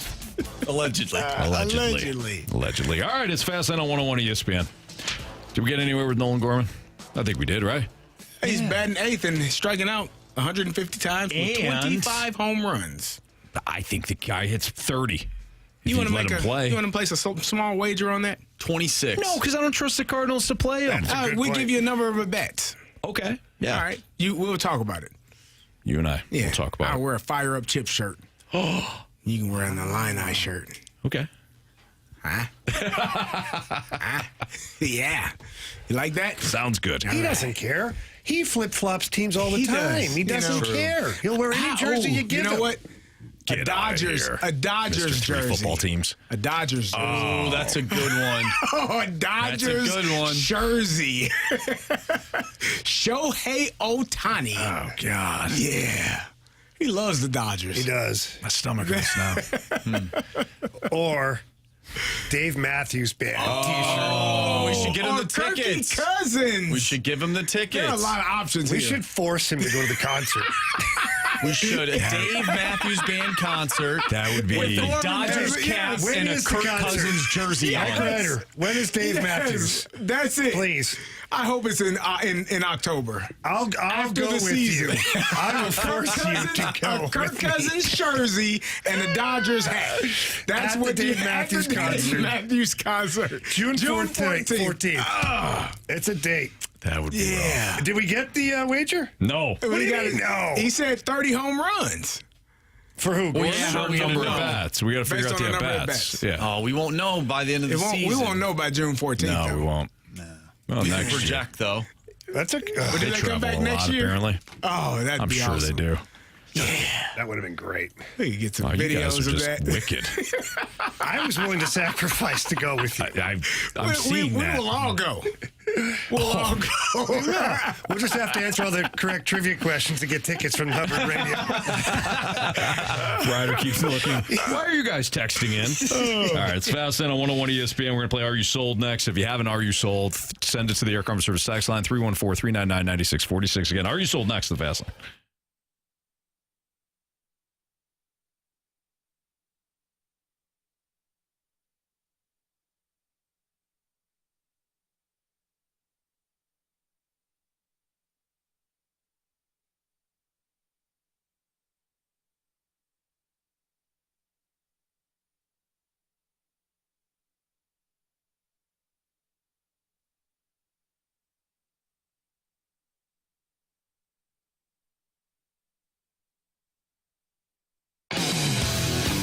Are you looking to accessorize your vehicle? Please visit my friends over at Pure Performance. We know they're the best in the business.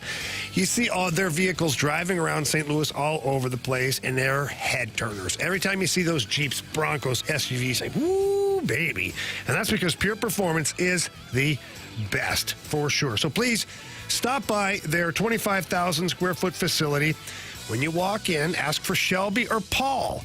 Tell them that Jamie Rivers sent you in. They love hearing that. They're going to work diligently with you, alongside you, for your vehicle. And they, by the way, Pure Performance tires for any vehicle.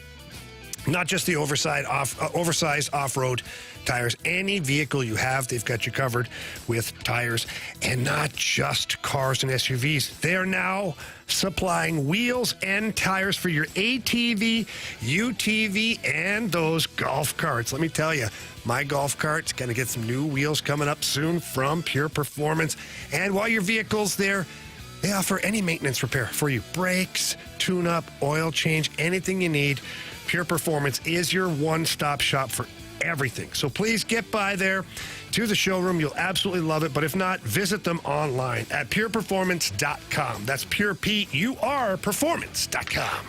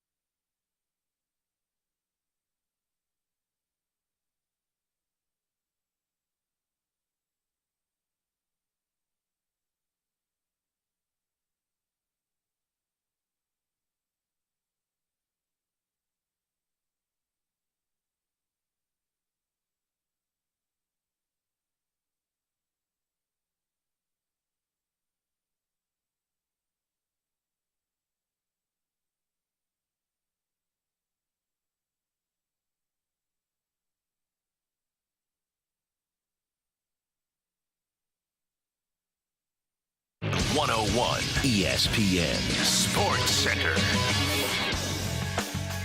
I'm Andrew Marsh. It's time for a Sports Center update brought to you by Saliga Heating and Cooling. The Blues take on the Seattle Kraken tonight. You can listen to that game right here on 101 ESPN. Pregame starts at 6. Puck drop is at 7.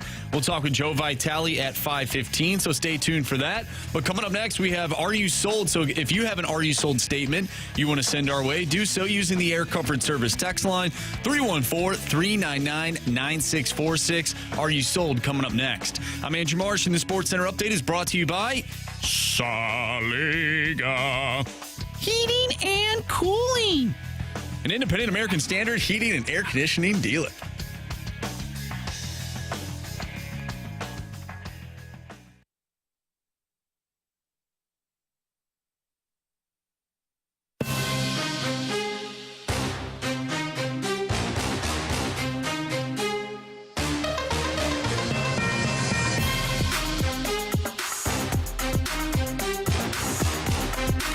Time to play Are You Sold here in the Fast Lane on 101 ESPN. Air Comfort Service text line is 314-399-9646 with Andrew Marsh and Carey Davis and Jamie Rivers. I'm Anthony Stalter. What do you got for us, Marsh? All right, let's start off with the Water Boy. Are you sold that both Mizzou and Illinois make it into the NCAA tournament? I'm sold. Mizzou is. I'm not sold on Illinois. Say, no, I'm not sold. Yeah, I'm not sold. Illinois has 3 games left. Iowa, Michigan, and someone else. Another Purdue. I was going to say a pretty decent team. Yeah. Now you win those final 3, and then you have a pretty good showing in the Big Ten tournament. Yes, you're probably in. Illinois has some work to do, though. And I'm hoping. Well, here's what I'm hoping. Right, they had this illness that's been flowing through the team. They got beat down a couple of days ago by Duke. They are favorites tonight, which was mind-blowing to me after you've lost in the manner in which you have the last couple of games. I'm hoping that they're healthy and they start knocking down some threes. And I don't know, Anthony, maybe go to the bucket. Oh, no. Brad Underwood said, I know what he said. My guys to keep shooting them trays. Yeah, I don't. Especially if you go 0 for 13 and don't score a bucket against Michigan State in the last 8 minutes and 29 seconds. How can you go 1 for 14 if you don't keep trying? Anthony, you can go 1 for 18 or 1 for 19 if you go to the bucket. It's a little bit closer. No, law of, I don't know if that's physics or, I think it's attraction. It's a law of attraction. Yeah, you're attracted to the hoop. And the hoop. You should get there. Make love to the hoop. Get there, make love, score, and 1. Yeah, it's easy, Jamie. Get to the bucket. Get to the cup. Caleb Love. Get to the rack. Indeed. You get hit, hoop in the arm, go to the bucket, get a foul, shoot a free throw. It's free. Nobody guarding you. Easy way to get a point. 3 points in that case. There you go. Get to the rack, Jamie. Any chance you can. Illini. Listen to Jamie. Got some good stuff off the rack. Yeah. Rack House Restaurant, too, is excellent. Check it out. Great steak, great bourbon. Tell him Jamie sent you. Yeah, tell John Jamie sent you. I'm coming in telling him Jamie told me to come. Yeah. Told me he got the bill, too. Carey, if you need a meal, I would gladly pay for you. Okay? No problem. Oh, I'm mad, Jamie. What the hell did you buy? Don't worry about it. Yeah. I invited friends. $400 later. Yep. It was Ricky Stanicki. He was the one that bought all that. We're starving, man. Needed some food. All right, from the 816, are you sold on the tush push ban? I could have swore I got flagged in high school for pushing the quarterback into the end zone. That's actually from Bacon Wrapped Wiener. Yeah, there's apparently some news going out there that there's a certain team in the NFL that I don't think has been named yet. Packers. Oh, is it? Okay, it is the Packers. I saw it last night. I didn't know that they were the team. Yep, as the Packers. You knew it was a team that lost in the playoffs to them. It's an illegal play. Toughen up, Buttercup. Yeah. How is it an illegal play? The quarterback sneak has been going on forever. That's it, forever. Why is it banned now? Because one team just has to be really good at it? I was thinking the same thing earlier. Like, you got to be the softest group of people. So, man, line it up and stop it. You know what? Then we're gonna ban one-timers on the power play because Alex Ovechkin scores too many goals shooting a one-timer on the power play. I think it's an unfair advantage, and I don't think we should have it in the game. It's ridiculous. I don't like it. Yeah. I don't like it. Well, you can't do that in college, though. What?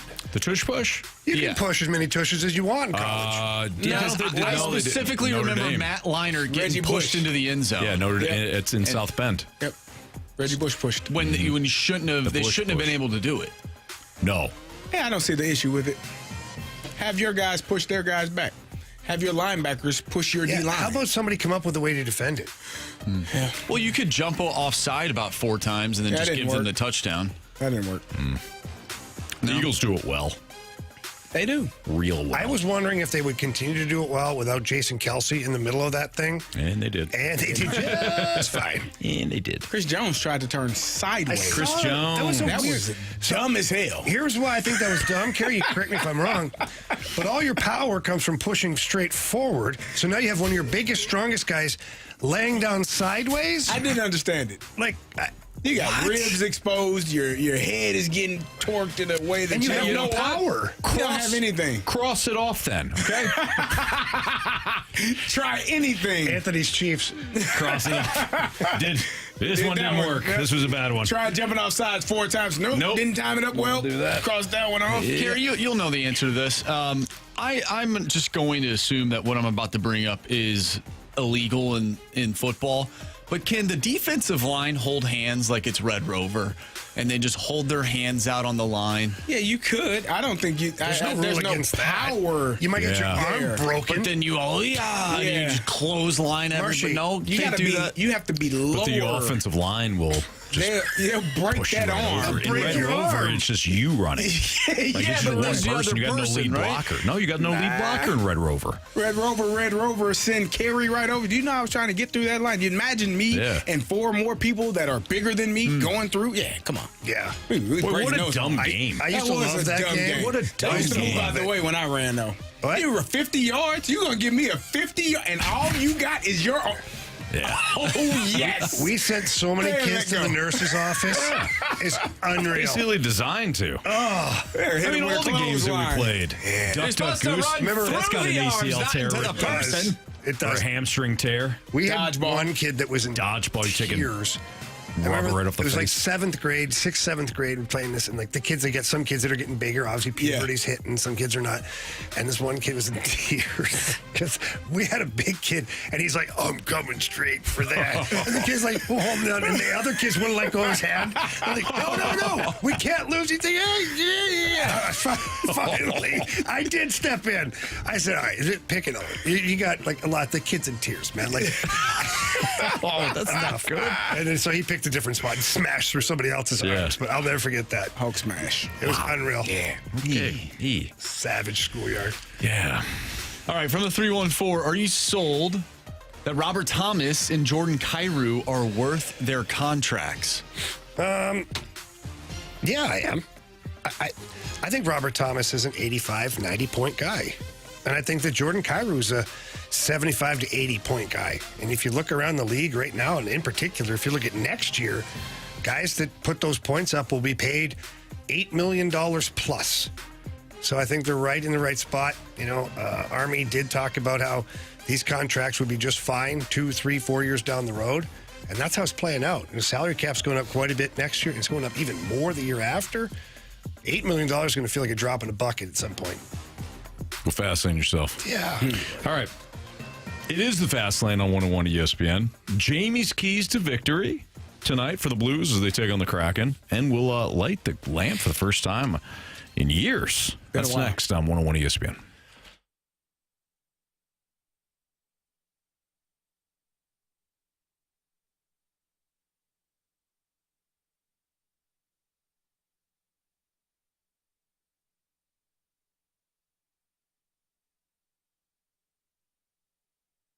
It's a classic odor tale. You fried fish for dinner, cleaned up, but the smell is still in the house. And the neighbors are coming over for game night. They're on their way. And then You spray Febreze Air Mist. Febreze Air starts working instantly to fight even your toughest odors, so you go from fish to fresh like that. Now, all you have to worry about is Pam cheating at charades. Breathe happy, Febreze, la la la la la.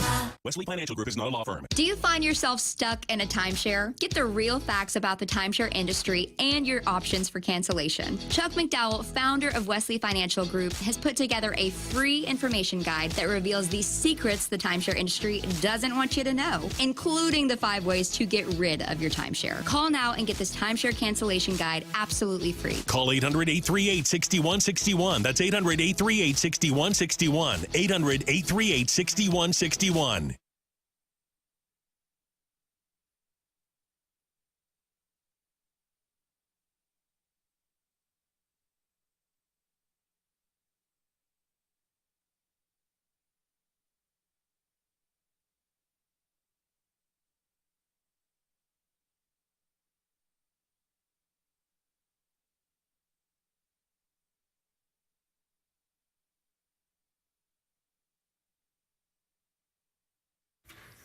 All right, Jamie Rivers back with you here. I'm joined by my good buddy Katie from Elite Comfort Experts.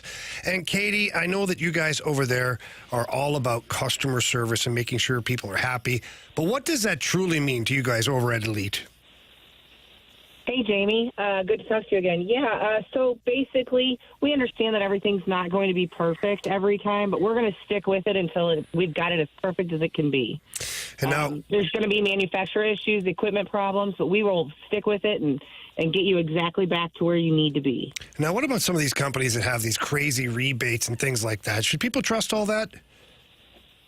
Not necessarily. This time of year, nobody's running any rebates. So if they're claiming that there's a manufacturer's rebate, there's a little smoke and mirrors to be said with that, as well as utility rebates. They've all but been eliminated in the St. Louis market. That's what you get right there. Great stuff from Katie. And their motto, no gimmicks, just guarantees. And if you're looking for a spring cleaning, getting set up for the summer, you want to make sure the AC's working properly, just give them a call or visit them at EliteComfortExperts.com. Again, that's EliteComfortExperts.com. And Katie, what's a good phone number they can get a hold of you at? Our office number is 636-887-0971. There you go. Give her a call. Katie, thank you so much for your time today. Great to talk to you, Jamie.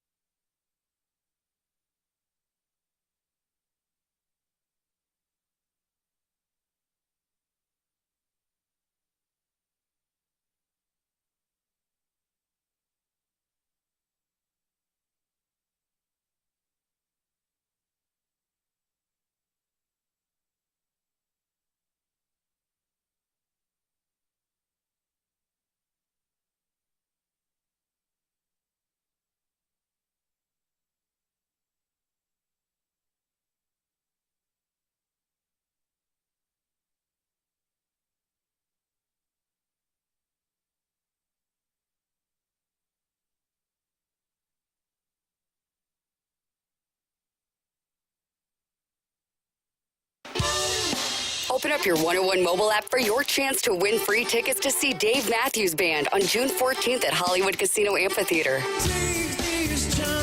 Find all the ticket details and find that chance to win free tickets for Dave Matthews Band right now, either at 101ESPN.com or on your 101 mobile app. Powered by Dobbs Tire and Auto Centers.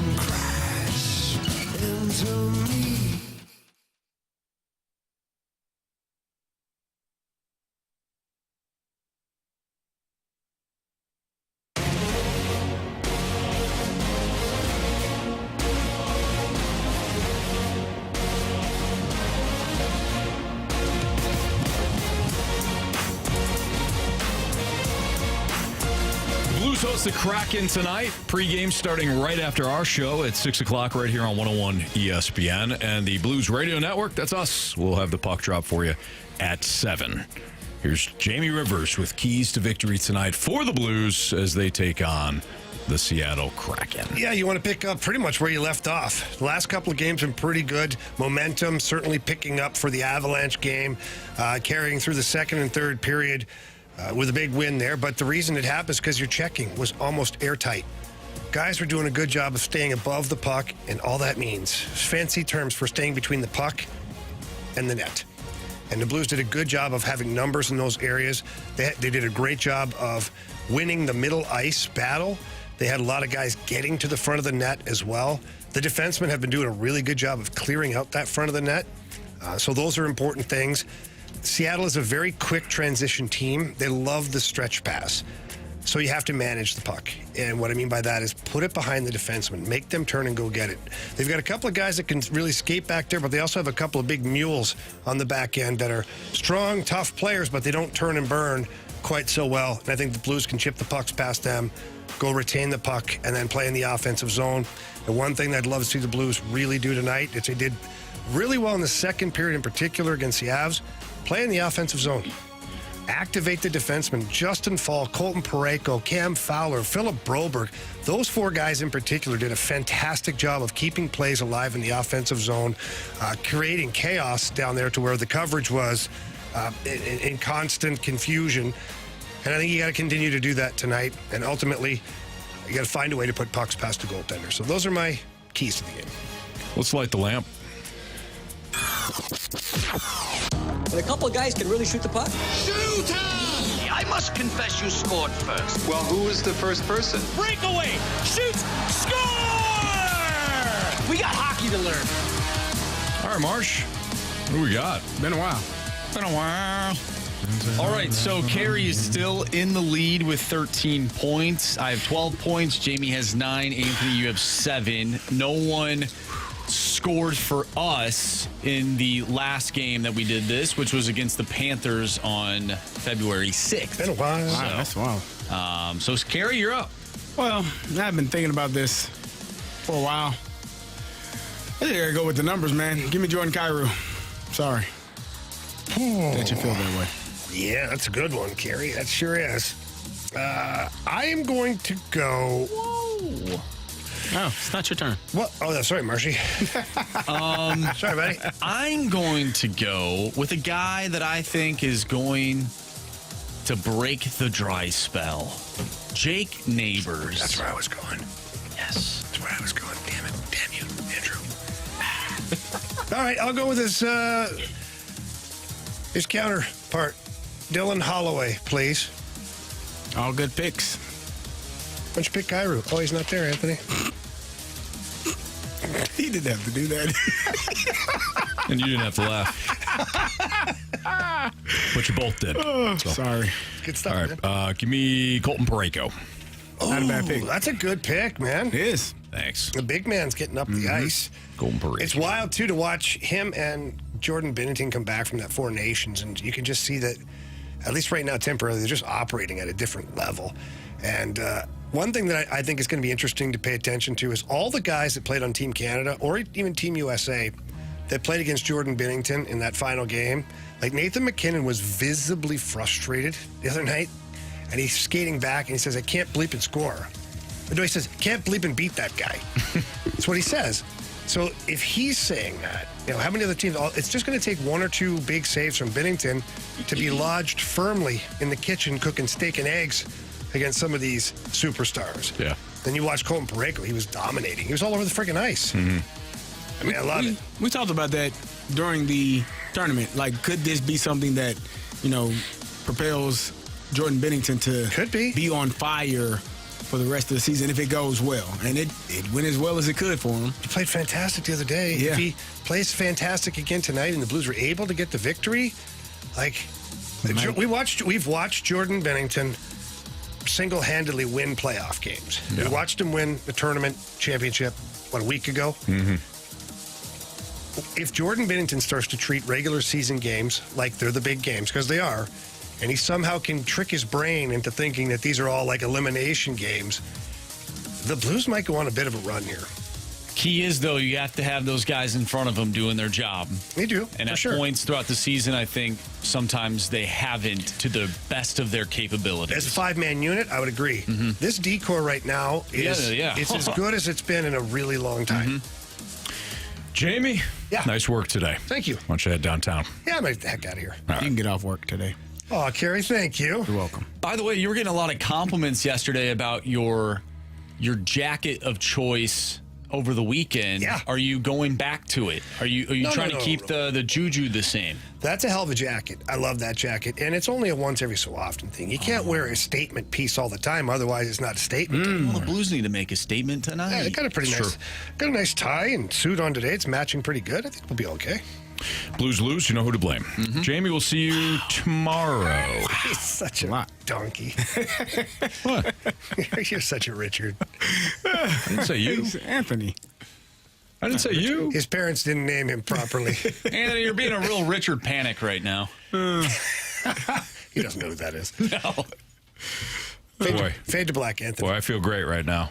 Wow. I feel great because of you guys. I like to lift people up. Seems like you two like to put people they don't down. usually like that. You see me Carey? around the office. It's weird. Why am I up here, I was walking around Anthony? with Carey the other day. What's going on? I was working out.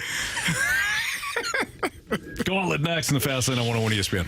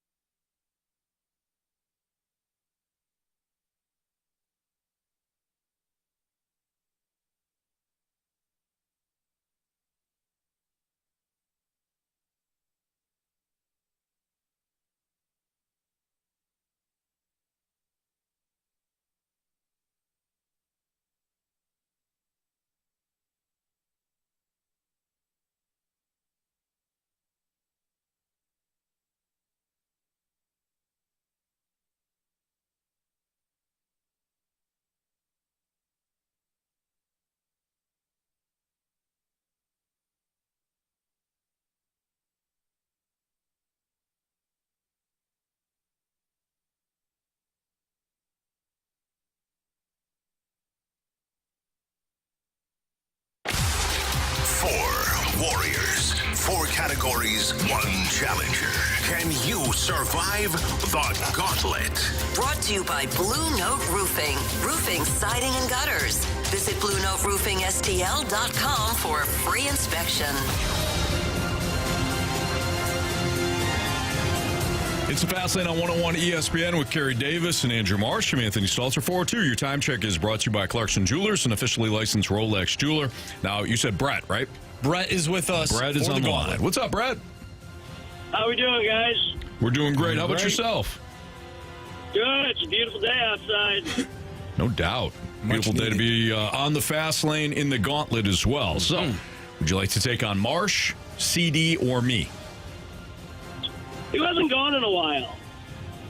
Yeah, Marsh, you could tell us who isn't. I mean, I went Marsh yesterday. Went twice. Did you go yesterday? Yeah. All right, so Anthony and Carey are the latest of us to go. So with you then, Marcy. Okay. All right, I like how you did that. Yeah, okay.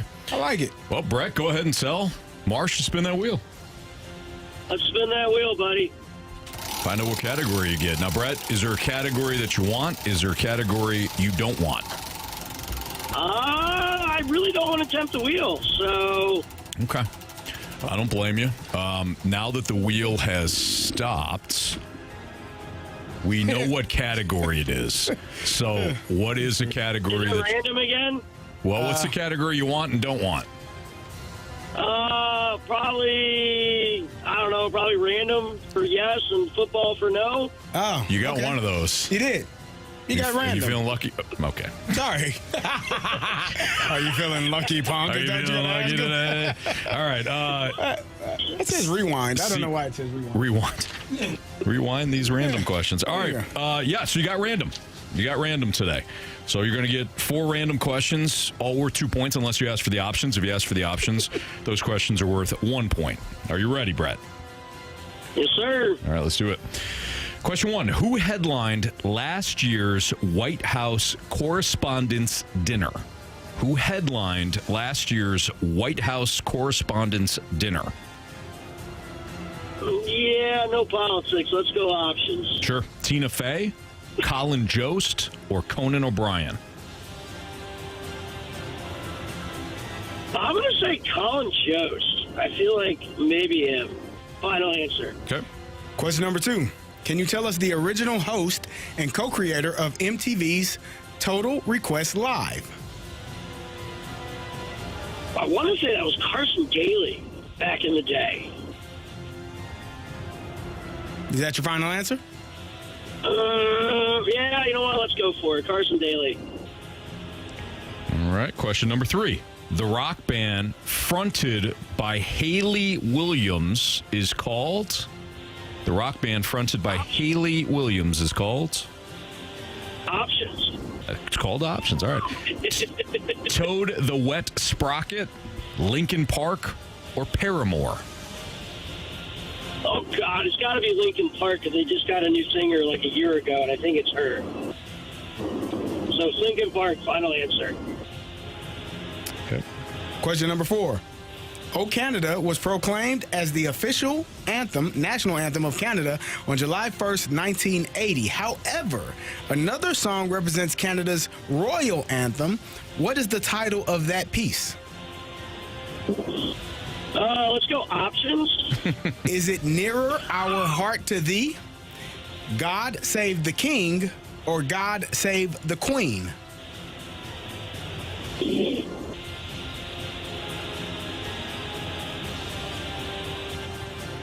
Trying to think if there was a king or queen back then. But I'm actually going to go with A, final answer. Hey, all right. So nearer our heart to thee. Yeah, that sounds like very Canadian. Okay. All right. Can you signal Marsh to come back? Brett, how you feeling? We'll see. Okay. It was tough. Yeah, I think I wonder about Marsh here today. All right, he's walking back in from the Cone of Silence. Mike Ryder was in the Cone of Silence today. Good to have Mike Ryder back. It's always great to have Mike How you back. feeling, buddy? Yeah, Mike's been All right. dealing with that nasty virus that's been going on here. Nasty bug. Yeah. They used to have Pop-Tarts in the old room back in the day. Long time ago. Brad Thompson. Yeah, a long time ago. Yeah, we've always hoped for a sponsor to sponsor snacks for the Gauntlet. Wow. Like the Cone of Silence. Okay. No sponsor has delivered. Not yet. Mike has brought in some. Are those Girl Scout cookies that you bought from Madeline? There you go. Yeah. So Girl Scout cookie. There are some Girl Scout cookies in there for my daughter Madeline. So nice job, Mike. Thanks for contributing. So yeah, there's some Girl Scout cookies. Did you partake, Marsh? In the Girl Scout cookies? Yeah.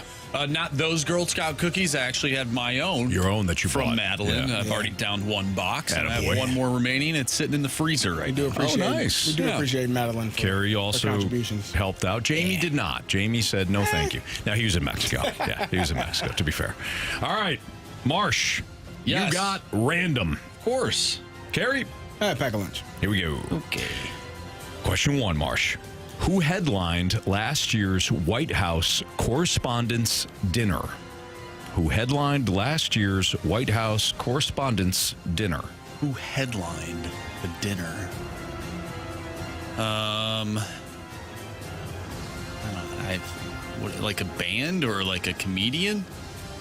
I'm thinking maybe it's the comedian. I think I've seen this before, but I don't know who it was. Let's take the options. Tina Fey, Colin Jost, Conan O'Brien. I think it was Colin Jost from SNL. That's his name. I think that's him. Was it Tina Fey? I don't think it was Conan. I believe Conan's doing the Oscars. Or the Academy Awards, one of the two. Let's go with Colin Jost. If I think that's the guy that I'm thinking of, we'll go with him. Final answer. Can you tell us the original host and co-creator of MTV's Total Request Live? Never heard of it. Options. Total Request Live. I knew that. I knew. Yep.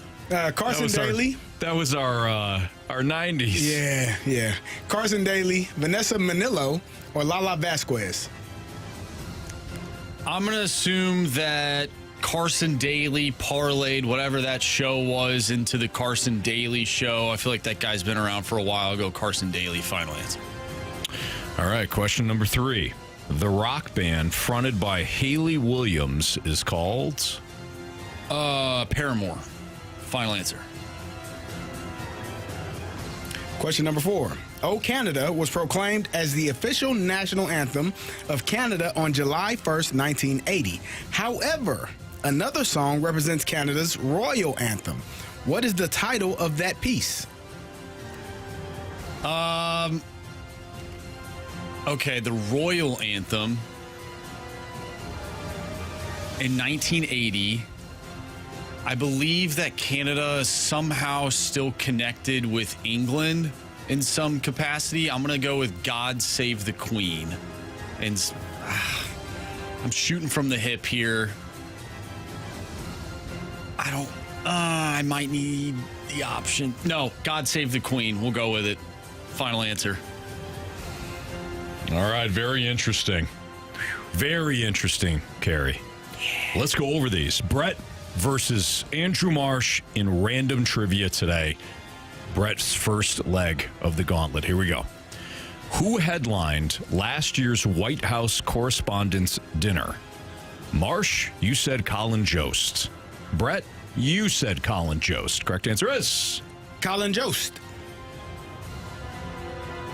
Both of you needed the options for that. We have a 1-1 tie. Can you tell us the original host and co-creator of MTV's Total Request Live? Marsh, you said never heard of it, took the options, went Carson Daly. Brett, you also went with Carson Daly. Correct answer is Carson Daly. But Brett, obviously, product of the 90s as well. Clearly. Yeah.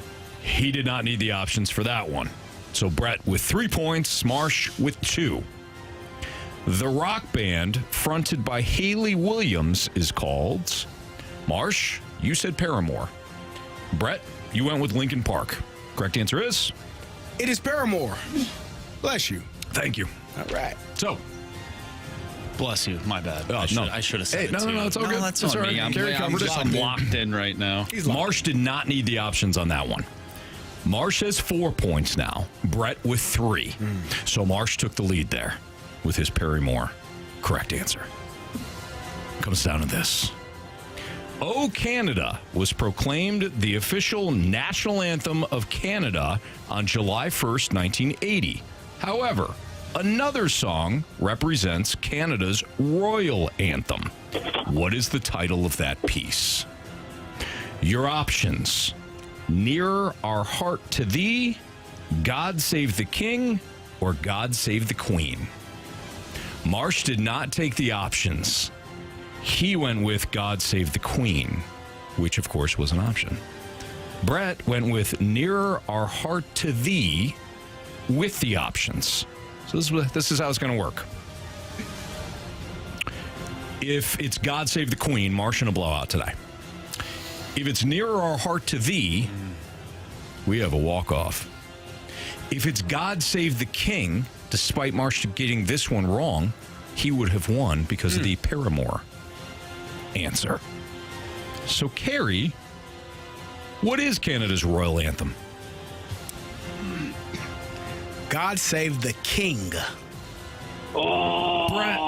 well done, Marsh. Chosen Thanks, Brett. poorly. You lose.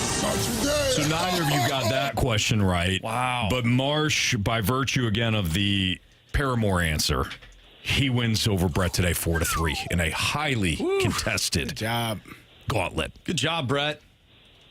Thank you. I guess that means I'm a good guy. Yeah. You're a good guy. Yeah, that's right. Yes, that's right. You're Yes. a good guy. Marsh only beats good guys in the gauntlet. So at least you can rest your head on your pillow tonight knowing that you're a good person. Thank you, fellas. You guys have a great evening, and let's go Blues. Let's go Blues. You too, Brett. See you, buddy. Thank you. Thanks for listening. Thanks for playing.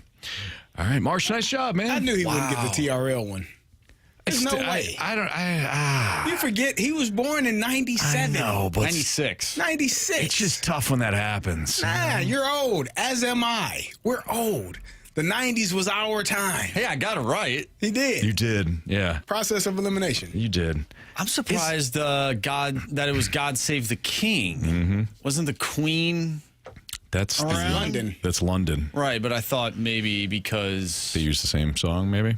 well, Canada doesn't have a king. Not now. Jamie. Well, Kind of. Jamie's the king of Canada. Jamie Rivers. I Songs thought about him.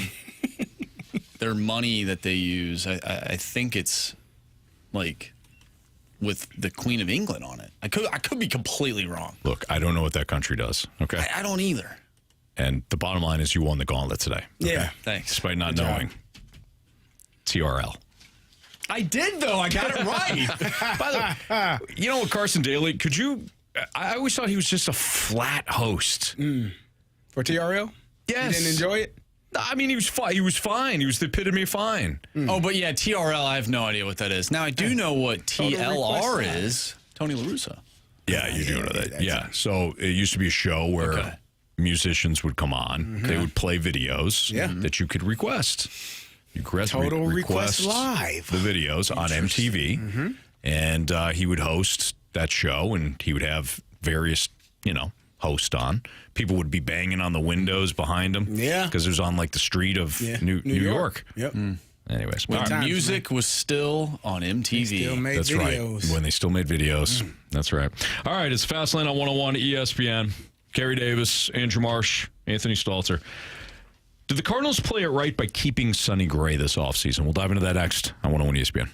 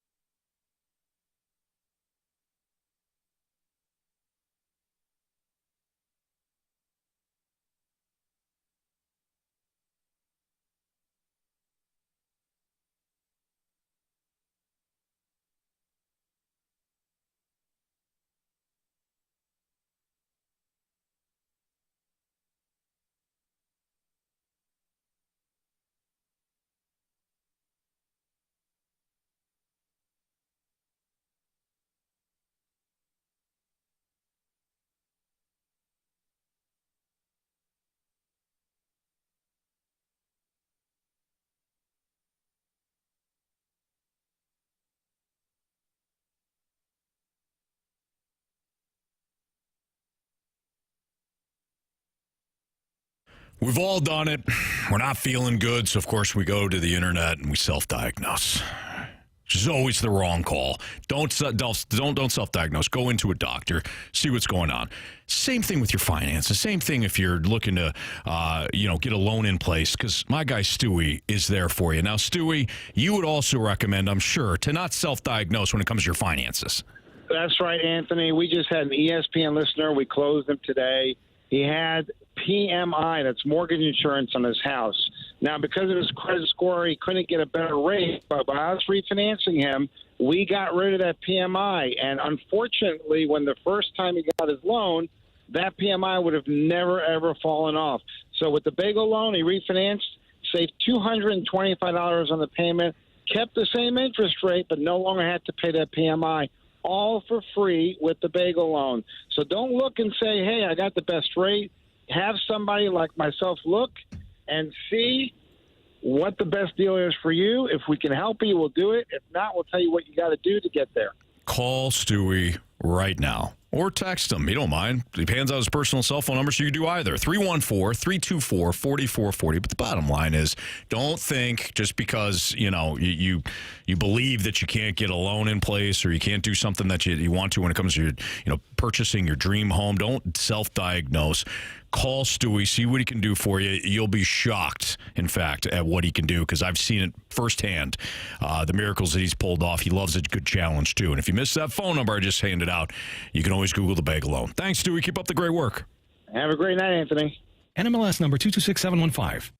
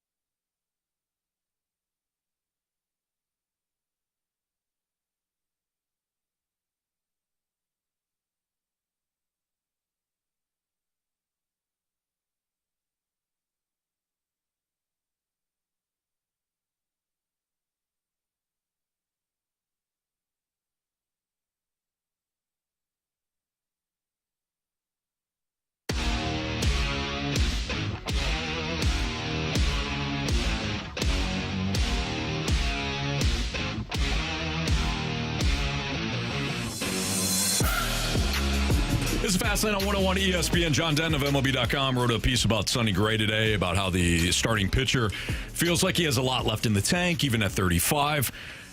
My question to you guys, and Carey, you can really speak upon this because you played at a professional level, but I mean, we've all worked with people or have, whether, it's high school or the collegiate level, we've played with people that they know how to lead. And I wonder if the Cardinals made the smart decision to hold on to Sonny Gray. Veteran leadership. It really, could you have gotten something for him this offseason? Sure, you could still trade him at the deadline if you see fit and he's willing to move, someplace else. But I think for a spring training that is chock full of young pitchers, Michael McGreevy, Quinn Matthews, Gordon Graceffo, having Sonny Gray there, who, for all intents and purposes, from what we know, is a good leader, is willing to teach guys things. I think having him around is a really good thing. I mean, he's somebody that was in the Cy Young talk 2 years ago. Yeah, he's your best pitcher right now. I mean, if you don't have him on your roster, you're looking at a roster of a couple of guys, Steven Matz, who's dealt with a lot of injuries over the last couple of years, and Miles Michaelis, a guy who struggled the last couple of years. Right. Yeah, is that your veteran leadership? And that's your in your starting rotation, and then you're looking at potentially three young guys being in that rotation, two of which haven't had a lot of time at the major league level. Andre Palante has, but then the other two, they had some starts here and there last year, but not really a full season. Mm-hmm. So I didn't have a problem with if Sonny Gray wanted to be here. I don't think that's a problem. I think he does provide the veteran leadership. I think he does, show up and work his butt off. Is he one of the better pitchers in Major League Baseball? They're probably guys that you would have ahead of him as like a 1A, a true ace. But what he has done here is I think he's kind of stabilized that starting rotation. And you needed a guy. I think he did a really good job. There were times last year where he gave up a bunch of home runs. I think was it Cincinnati? Yeah, he just went on a streak of just the ball is going out of the park. And his ERA, everything else was fine. Yeah, his ERA, ground balls, all that. It was the fact that he was giving up a bunch of home runs. It obviously isn't good. Yeah, but all in all, I thought he performed well. I thought he did the job that you wanted him to do. You may have wanted more, like what he did in his last season before he got here, but I think for the Cardinals, what you got from him is what you expected, minus that stint where he was giving up multiple home runs and felt like he couldn't keep the ball in the park. Mm-hmm. And my main issue with that, and we've talked about it many times, about having an ace on your staff or if he is just the Cardinals ace, that was a time in the season where you needed to win because you were still slightly in the playoff picture. Yeah. So you would expect him to step up his game and be that ace to essentially help move you closer and closer to that wild card spot. But I remember at the time being like, man, these are the games that you have to win. Yeah. Because I don't know about the other guys in the rotation, maybe minus Andre Palante. But this is the game that you have to win. You're playing the Reds. Like, it's not like the Reds are world beaters by any means. Now, they might be better than you. From time to time, but that's the game that you need to win. And I thought at that time maybe he didn't deliver when you needed him to, like an ace would. Other than that, though, like he was great. Like he was great throughout the season. And I think like what Carey said, you got what you expected from him. Yeah, it was the stretch in August. It was the second to last game in July, and then he gave up a home run every game in August. Yeah. Like that's the most important time of the year. He gave up 4 in that second to last game in July against Atlanta. They won though. They came back and won. He gave up 4 home runs. That's the game I was thinking of. He went 7, gave up 4 home runs. Yes, it was Cincinnati. They won 9-5. Oh, he gave up 3 against Cincinnati. I remember that one. And I think they were the same guy. I think he was Freed, or what's his name? Oh, TJ Friedel. Yeah. You know this. There are two. When it comes to like ace, right? I've got 2 thoughts on this, and I've actually come around on the one because a lot of people were kind of pushing back on what I was saying last year of like, he's your ace, he's not the ace. There's really not that bona fide. There's not a lot of bona fide aces anymore. There just aren't. You know, with the way that the game has developed, this isn't like it was 10 years ago where you still had guys that were pitching deep into games and they took pride in that. You know, your Justin Verlanders, the guys that are still pitching, holding back a little bit so they can give you some max velo in the 8th and 9th inning to really close out a game. Like those guys was aces, so to speak. They're few and far between now in Major League Baseball. But it's not Sonny Gray's fault that he should probably be a number 2. Mm-hmm. Because the Cardinals have a better option. I think he's great for being the Cardinals' number 1, especially in this transition. I think they're fortunate to have him. I think it was a really good signing a year ago. But ultimately, if you want to build a starting rotation that's going to contend, Sonny Gray isn't going to be your number 1. I mean, on a legit contender, and I'm not going on a limb to say that. But I do think from a leadership standpoint, getting this starting rotation through a bit of a transition period, I think Sonny Gray is great for him. Was he even the ace on the Twins, or was it Pablo Lopez? Yeah, it depends on what month it was, because Lopez I think started off fantastic, and then he may have had a bit of a downturn. But Minnesota built their rotation where it's like, okay, they had a good rotation that year. That's a formidable rotation. He finished second in Cy Young. Yeah, he was excellent. It was a really good signing a year ago. No complaints. And I'm glad they have him. They could have traded him. They could have sold him off for parts and, probably got a decent package in return. And maybe at some point they will, because he wants to pitch for a legit contender, and the Cardinals need to continue this retool. But for now, I think it's excellent that he's in camp with them. It's Fastlane on 101 ESPN. Part 1 of our Sports Six-Pack is next. If you have a question for us, you can send it in to the Air Comfort Service text line at 314-399-9646. Again, Part 1 of our Sports Six-Pack is next.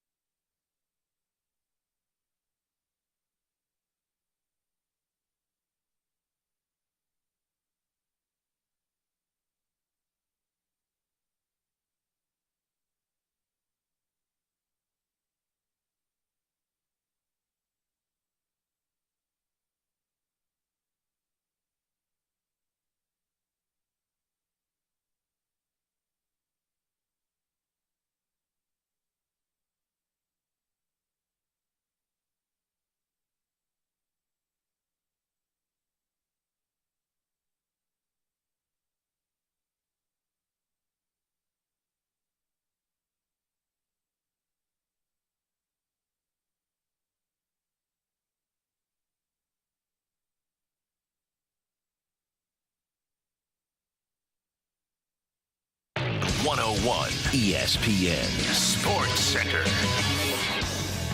I'm Andrew Marsh. It's time for a Sports Center update driven by Johnny Londoff Chevrolet and Johnny Londoff Autoplex.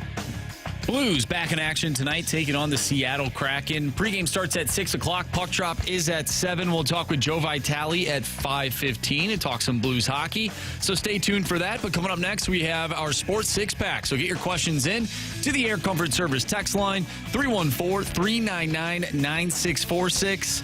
Sports Six-Pack coming up next. I'm Andrew Marsh, and this Sports Center update is driven by Johnny Londoff Chevrolet and Johnny Londoff Autoplex. See them at londoff.com. Chevy, together we drive. Are you kidding me?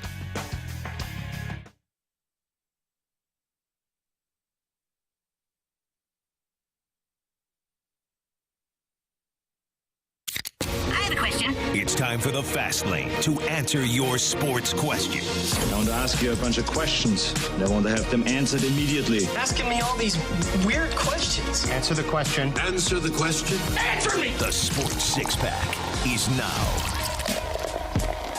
Time for the Sports Six-Pack here in the Fast Lane on 101 ESPN with Carey Davis and Anthony Stalter. Andrew Marsh with your questions via the Air Comfort Service text line at 314-399-9646. Question number 1. All right, we get a good one to start us off here from the 636. Imagine that you guys are stranded on an island after a cruise ship crash. Oh, Lord. And two things wash ashore, a radio and a battery-powered TV. After you set up camp, you turn on the TV, and it can only pick up sitcom reruns and PGA golf. You then turn on the radio, and by some miracle, it can pick up the Cardinals and Blues games. What would you guys watch as you wait for someone to rescue you? Can I watch the TV and listen to the radio, or I got to pick one or the other? No, I think this is more of like, what would you just watch on TV? Oh, well, I'm listening to the Cardinals and Blues on the radio, and I'm probably watching reruns of my favorite show, Martin. Well, what if Martin's not playing? You said a rerun. Whatever I can pick. No, you just can't pick. Oh. It's just like... What show is it then? Yeah, what show is it? MASH. I'm listening to the radio. Well, I guess that's not really a sitcom, is it? Yeah, kinda. What if it's Friends? I pass. That's I don't think I've ever seen an episode all the way through of Friends. I'd watch It's Seinfeld. fine. Seinfeld's a great one. I'm a big fan of The Office. Never seen it. No? No. Funny stuff. Gotta watch it. Yeah. Heard it's pretty good. Of course, your good buddy Reacher. That'd be a good one.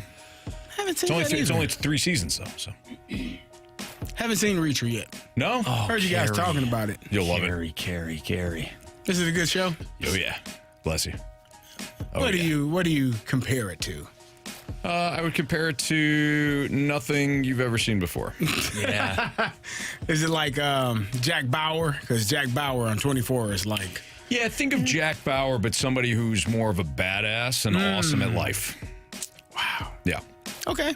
He's solving crimes, knows things before you do, things like that. He's a massive human being. We're not going to spoil anything for Carey or anybody that is listening right now, but the beginning of season 3, I was like, oh my gosh, what is happening right now? And then all of a sudden it just says Reacher. And I was like, oh! Oh! And then it gets into the episode and I'm like, oh!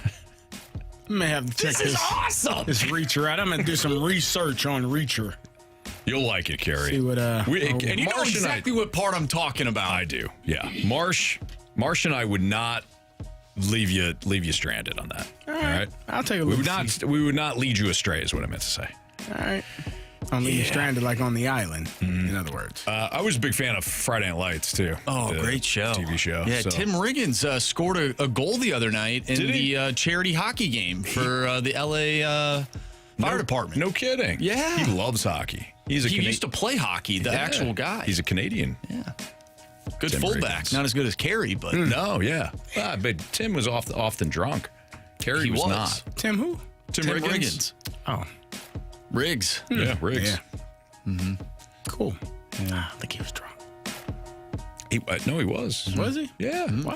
Texas forever. Texas 6. forever. Oh, that's not good. Yeah, he played high school football for one of the top high school teams ever. Was it the Permian Panthers? No, that was the movie. That's the movie. That's right. It was Dillon Panthers. Dillon Panthers. That's right. Great coach, too.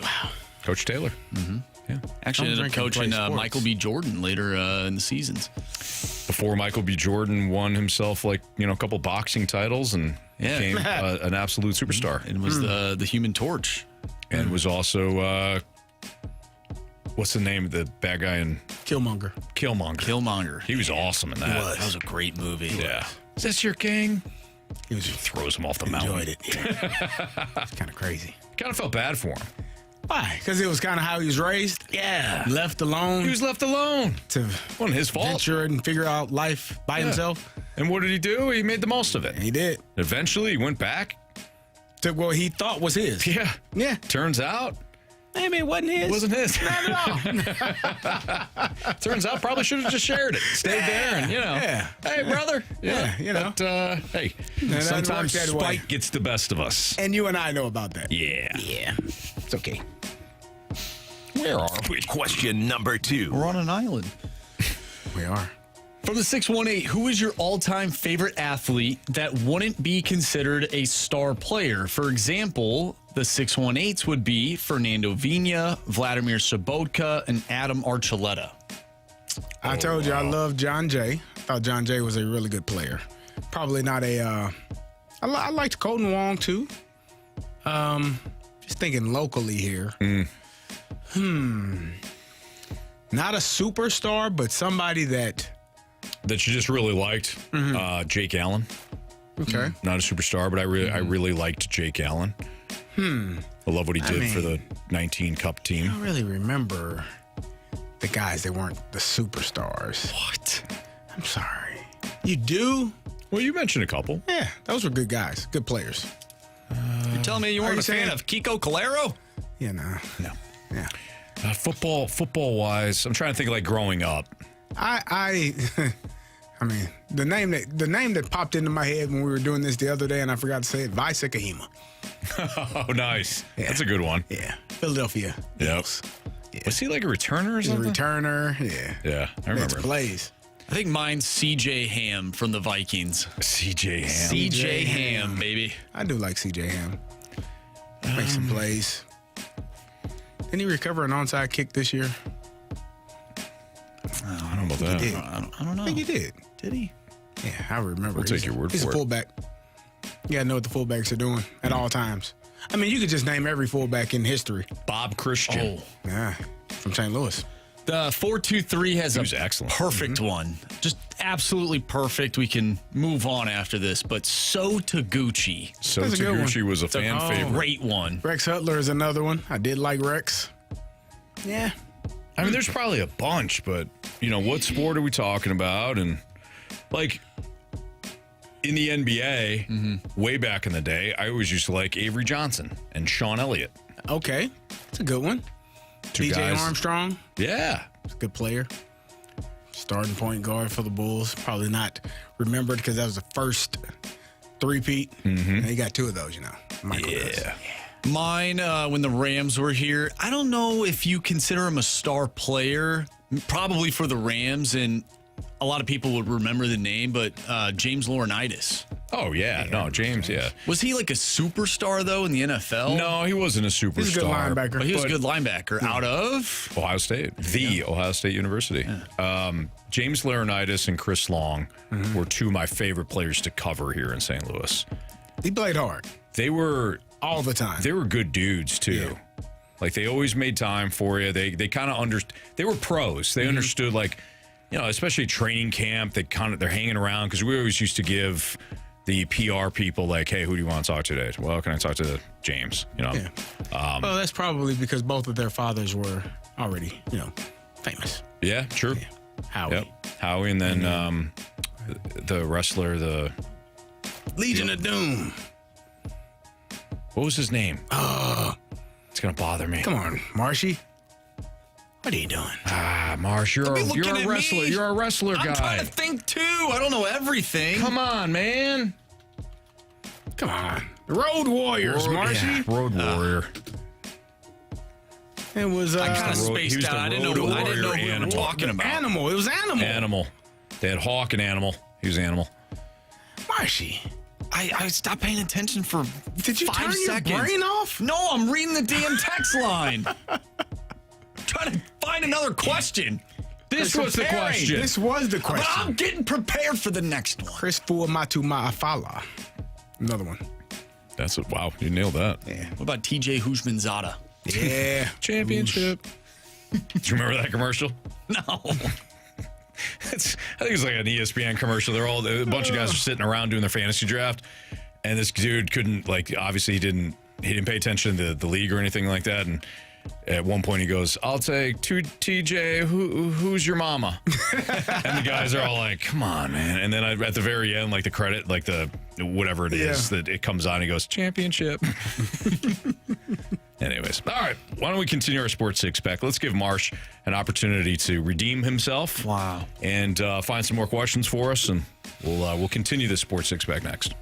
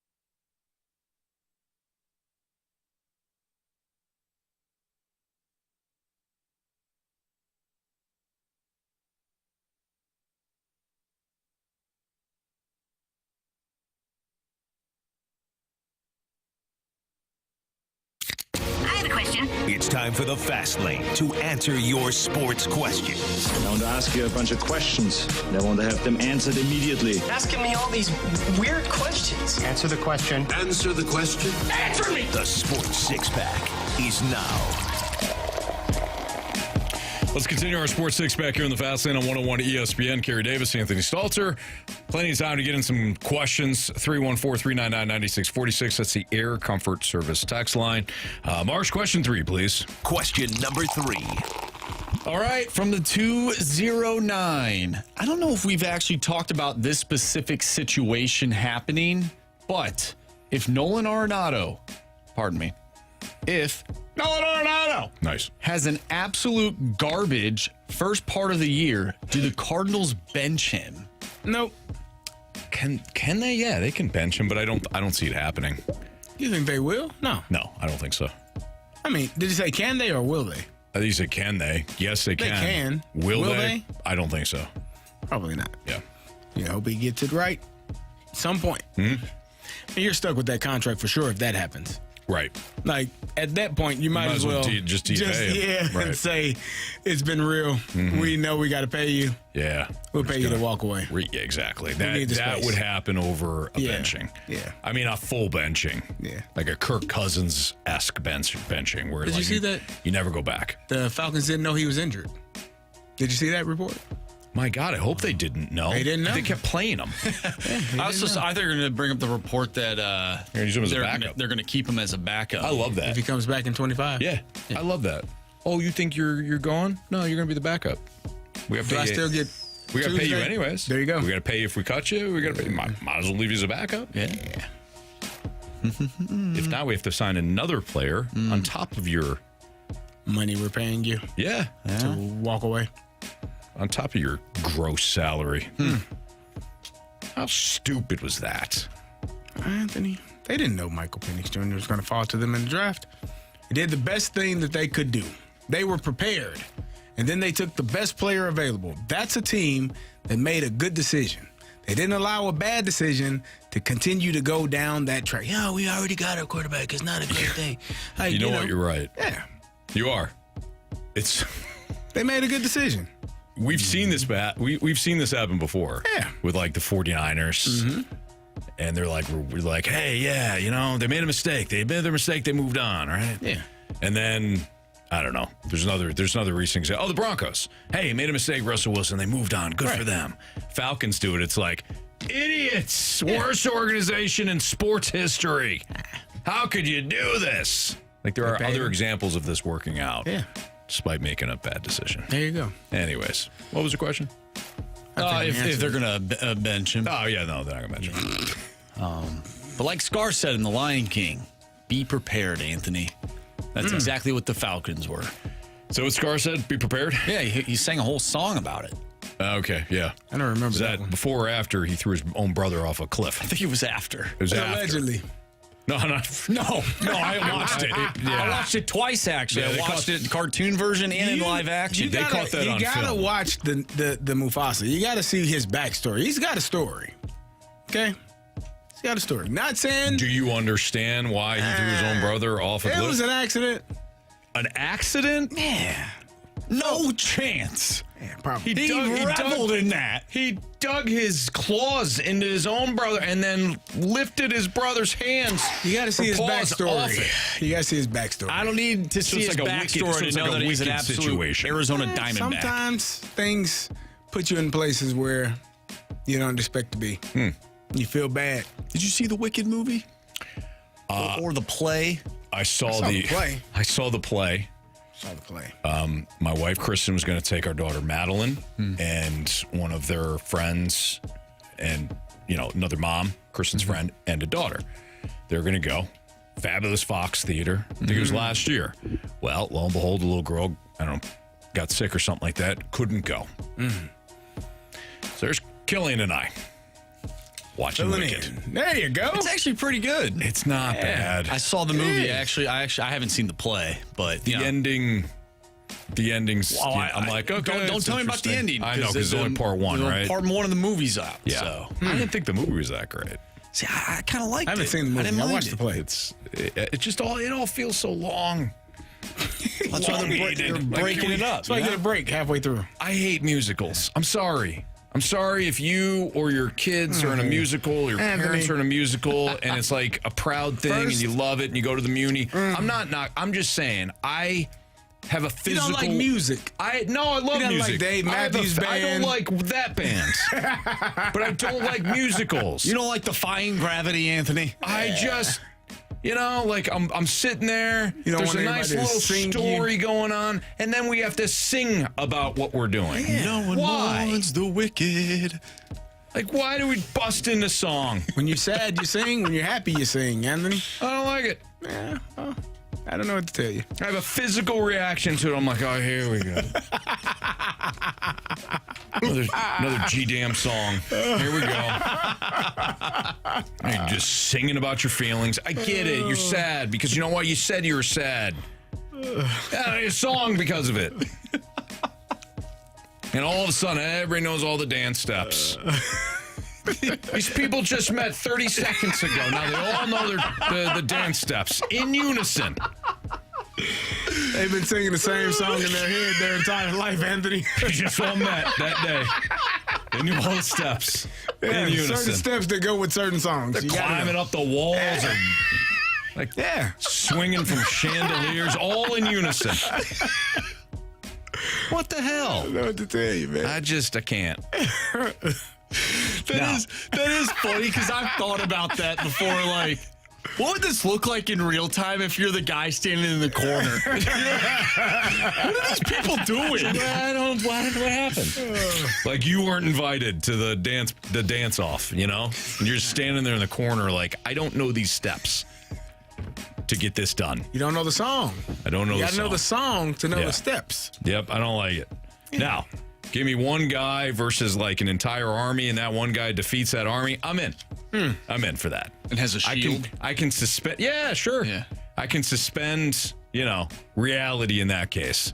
But I will not stand for 30 people coming together at that time, all in unison, know the exact dance moves to this song about feelings. I can't stand it.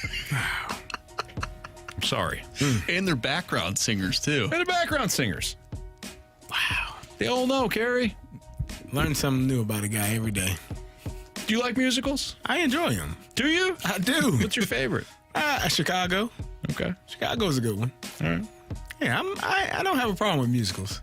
All right. I like to, I like music, Anthony. I'm sorry. I like music, too. I just not in my movies. Yeah. You're not a Mamma Mia fan? Oh, I got a story about that. Let's hear it. It's Chris and I are dating. And everybody knows I'm an a-hole. So we're dating. And she's like, hey, I got a movie. I love this movie. You got to see it. Have you ever seen Mamma Mia? And I'm like, no. Like, what's it about? She goes, just watch it. You'll love it. Whatever. Famous last words. I mean, we're 3 or 4 minutes into this damn thing, and somebody's already singing. So I'm like, do I say anything? I wait. I don't know. Again, I have a physical reaction to this. I wait maybe 15, 20 minutes. Once we get into the second song, I look at her, I go, what about me made you think that I would like this movie? It's not about you, Anthony. She was trying to share a piece of her, Did you finish watching it? No. Did you get to the money? Did you get that part? You don't even know what I'm talking about then. No. Wow. I don't think I've seen Mamma Mia. Yeah, not a fan. Anyways, all right. You want a sports question? Yeah. Okay. Question number 4. All right. From the 618, when you were growing up, who was the athlete you always wanted your team to trade for but never did? The 618 always wanted Ken Griffey Jr. to be a Cardinal. Oh, Troy Polamalu. You wanted him to play for the Falcons? Yeah. Wow. Okay. Troy Polamalu is my favorite. Then. My favorite player ever. You weren't a kid then. Okay. Who did I want as a young child? Who was my... I love Ricky Henderson. I don't know, but I love the A's too. Like, I love the Oakland Athletics. So I don't know if I necessarily needed to see him Yeah. on the Cardinals roster. Let's see. I mean, I don't remember liking. it would probably be Barry Sanders. For me. That was the one that came to my mind too. Like, on any Barry Sanders, just universally. Like everybody liked Barry Sanders. Freaking Packer fans were like, you know what? He's actually really awesome. good. Like the Lions are terrible, so I don't have to worry about losing to them. Yeah.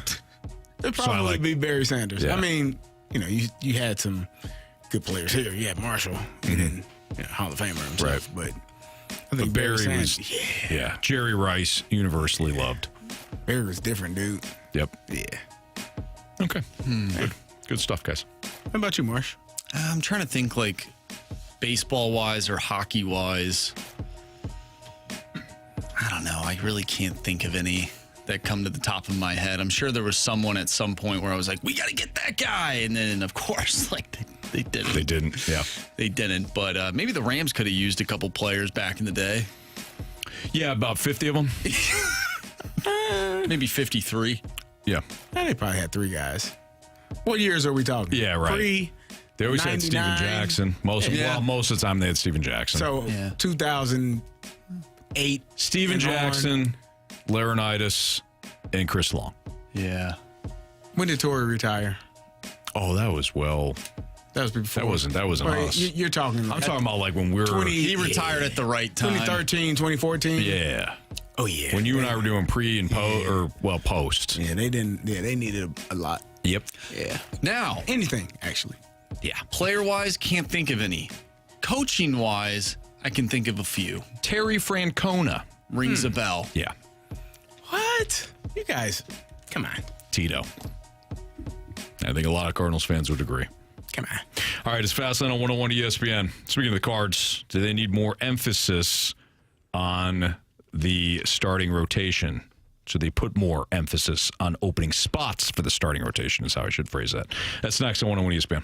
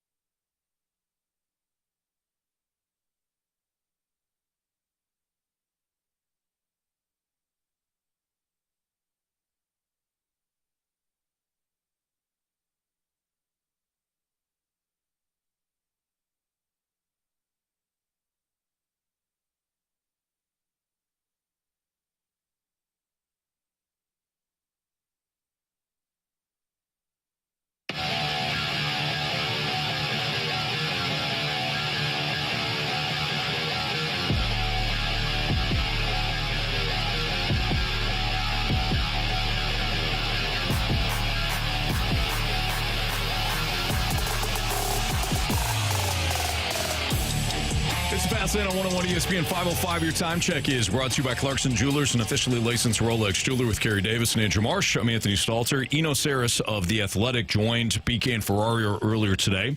And one of the things that they discussed was whether or not Quinn Matthews would be somebody that Eno Saris would bring up to the big leagues if he has a good spring.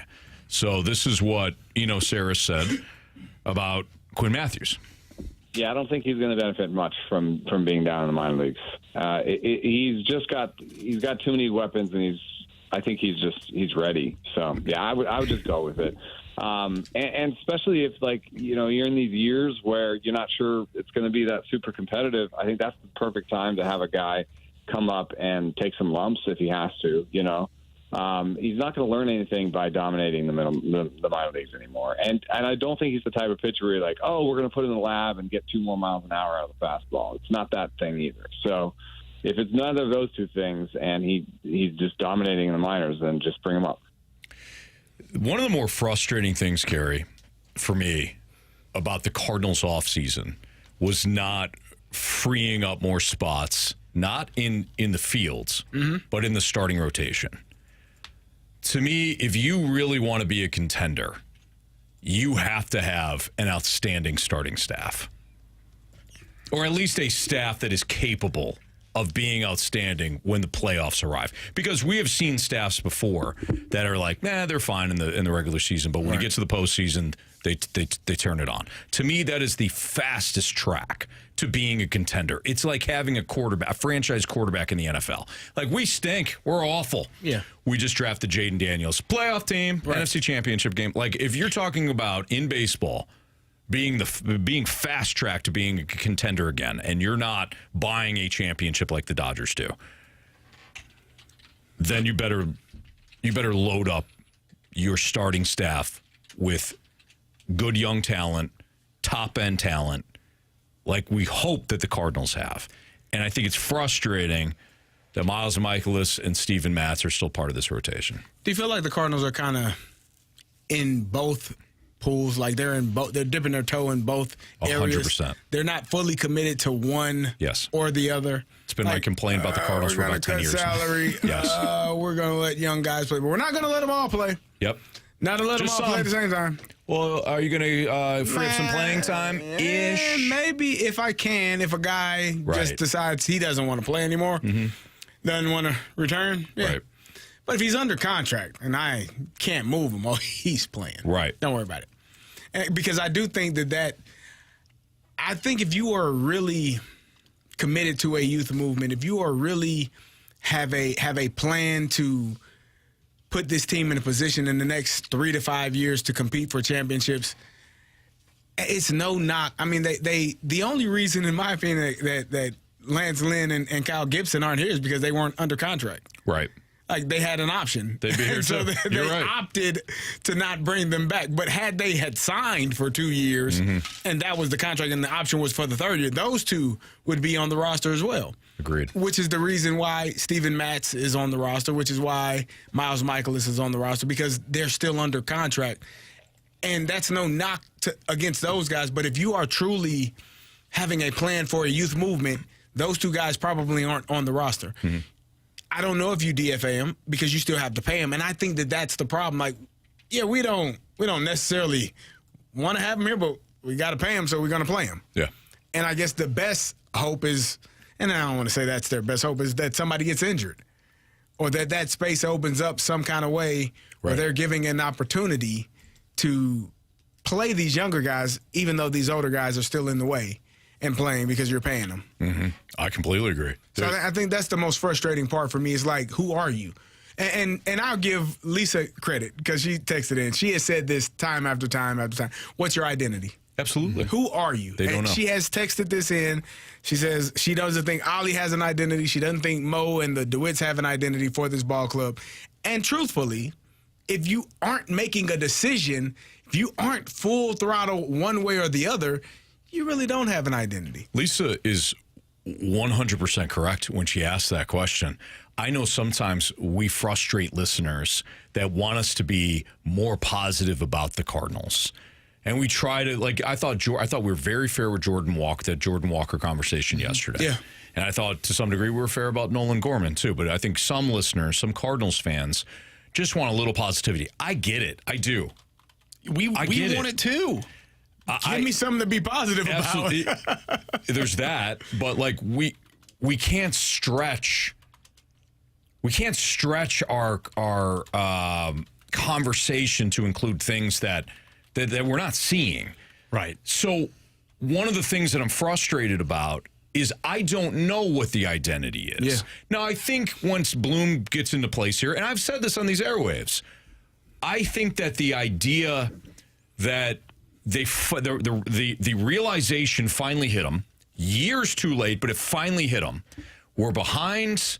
We're not going to be the Dodgers. We're not going to be the Mets. We're not going to be the Phillies. We're not going to be this high-spending team. So how are we going to win? Well, we're going to do it the way that Cleveland has done it and some other teams have done it, where they draft well, they develop well. And unlike Tampa, we're going to retain our guys. So if Mason Wynn winds up being a stud, we've got that money that we're not pissing away on guys like Dexter Fowler and Steven Matz and Miles Mikolas on a second contract and all that. We're not piss money away on free agents that we did not groom. We're going to give that to Mason Wynn. I love that. A year from now, I know what the long-term future is. I'm good with it. But Lisa's not wrong. What is the identity of this team? Are you going to go all offense? I don't think it's smart. But if you do, I at least say, okay, you're going to try to win games 9-8. I get it. You're going to have Newton center field. You're going to have Gorman at second base. You're going to go all offense. Fine. Are you a defensive team? If so, I wouldn't put, unless you know for sure that Wilson Contreras is a stud at first base, I wouldn't put him there. And I would have either Scott or Siani playing center field.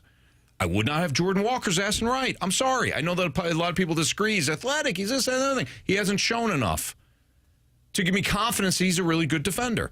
Maybe we should let him do that. My point is, based on your roster right now, is anybody sure that we know how they're going to win and lose games this year?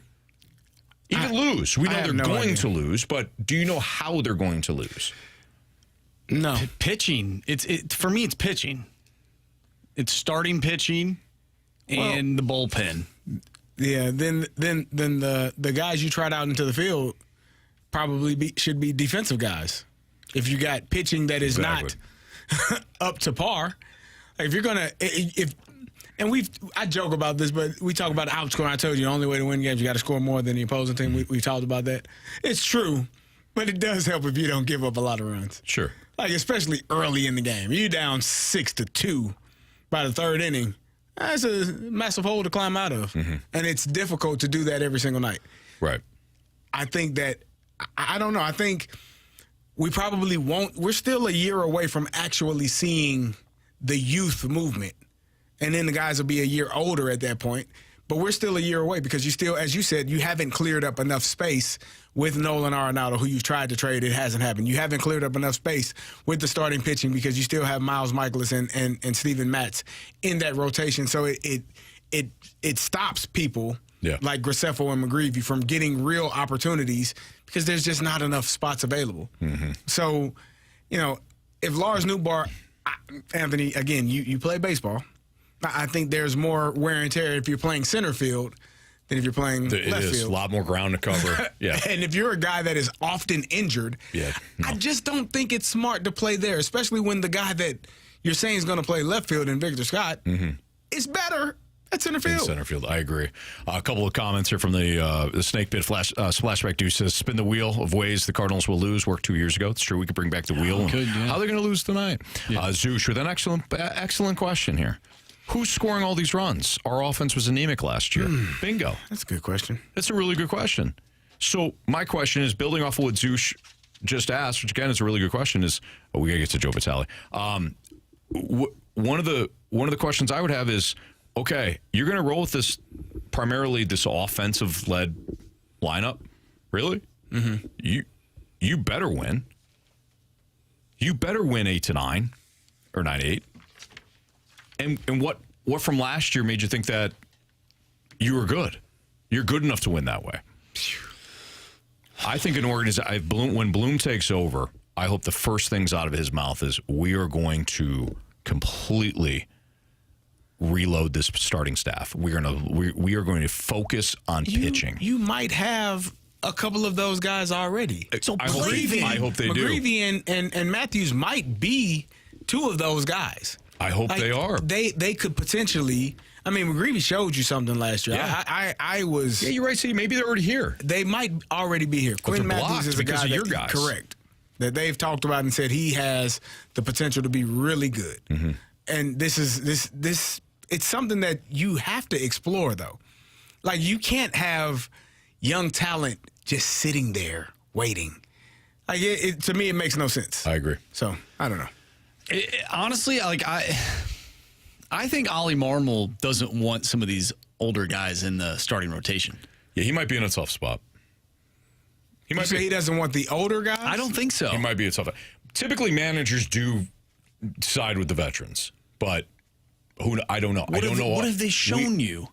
I don't know what Ollie truly thinks. What have they shown you? Garbage. You know what you're getting. Miles Michaelis has not been good in several years, and Steven Matz has been healthy as a Cardinal. And I like Steven Matz. Bottom line fact. He's a good guy. And Eric Fetty should be dealt at the very least by the deadline. He does nothing for you. Honestly, this is just my opinion. I think if they have these younger guys in the starting rotation, they actually might win some games because, well, they can't be any worse. Saris also talked to BK Ferrario about the future of the Cardinals, and we're posing the question, can you win a World Series with a pretty good team that lacks a superstar? And we're going to build off of what Saris told BK Ferrario next on 101 ESPN.